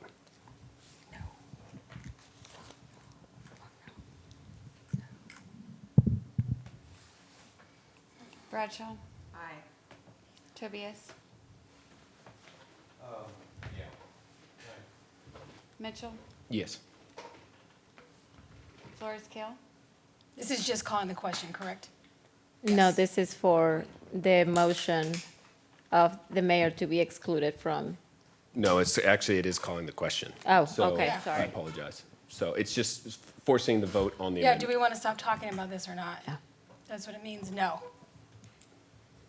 Zuniga, Yes. Heiser, No. Parsley. Aye. All right, a question has been called, so now we'll do a roll call vote on the motion to amend. Wait. Is this amendment going to be both the mayor and the, The question's been called. yeah, I don't I'm understand. trying to figure out what the motion on the floor is. To Because there was exclude- two amendments, correct? There's your amendment and the amendment that Bear Heiser made. or No, that amendment Councilmember is Heiser. already now a part of the original motion. Okay. So the original motion, the base level motion is, I know it's complicated because we're multiple amendments. Base level motion is now what Councilmember Heiser changed it to. This is a motion to amend to exclude the mayor from this process. Flores-Cale, No. Mitchell, Yes. Zuniga, Yes. Heiser, Yes. Tobias. Nay. Parsley, Yes. Bradshaw. All right, motion carries 5-2. Any further discussion on the baseline motion? Roll call vote. Can the motion be stated again, please? So the motion that is on the table is to allow for a council member to sponsor one proclamation or presentation individually without a co-sponsor, 2 regular agenda items individually without a co-sponsor, and if they wish to have a 3rd regular item, it requires a co-sponsor and excludes the mayor from these rules. Is there a way at this point to separate those two? No, it's already passed. Okay, all right. Yeah, you're right. Parsley, Aye. Heiser, Aye. Bradshaw, Aye. Mitchell, Yes. Flores-Cale, No. Zuniga, Yes. Tobias. All right, motion carries 5-2. All All right, now we're going to go back into executive session. Mayor, request for clarification on this. We would typically bring a document back. Oh, yes. With the rules of council amended. So this is this direction to bring the document back? It was properly posted to amend the rules. I don't see any reason to not. So we've clarified very specifically exactly what those rules are. They can be codified in the rules of council, and we do not have to bring it back. We can bring it back to address the additional items, but as far as I'm concerned, it's properly posted and the change has been made. It's not direction to bring it back. It's to amend. All right, I'll read pursuant to Chapter 551, Texas Government Code, City Council reserves the right to convene into executive session from time to time as deemed necessary during this meeting. City Council may convene into executive session pursuant to any lawful exception contained in Chapter 551 of the Texas Government Code, including any or all of the following topics, and that is agenda items number 20 and 21. Meeting back to order. It is 11:32 p.m. There was no action taken during executive session. There will be no action taken now. I'd like to make a motion to direct the city attorney and city staff to proceed in negotiations with the relevant parties for the two agenda items we just discussed as directed in executive session. Second. Motion by the mayor, seconded by Mayor Pro Tem. Is there discussion on that motion? All those in favor say aye. Aye. Aye. All opposed. Motion carries 5-0. Motion adjourned. Second. All right, we're adjourned.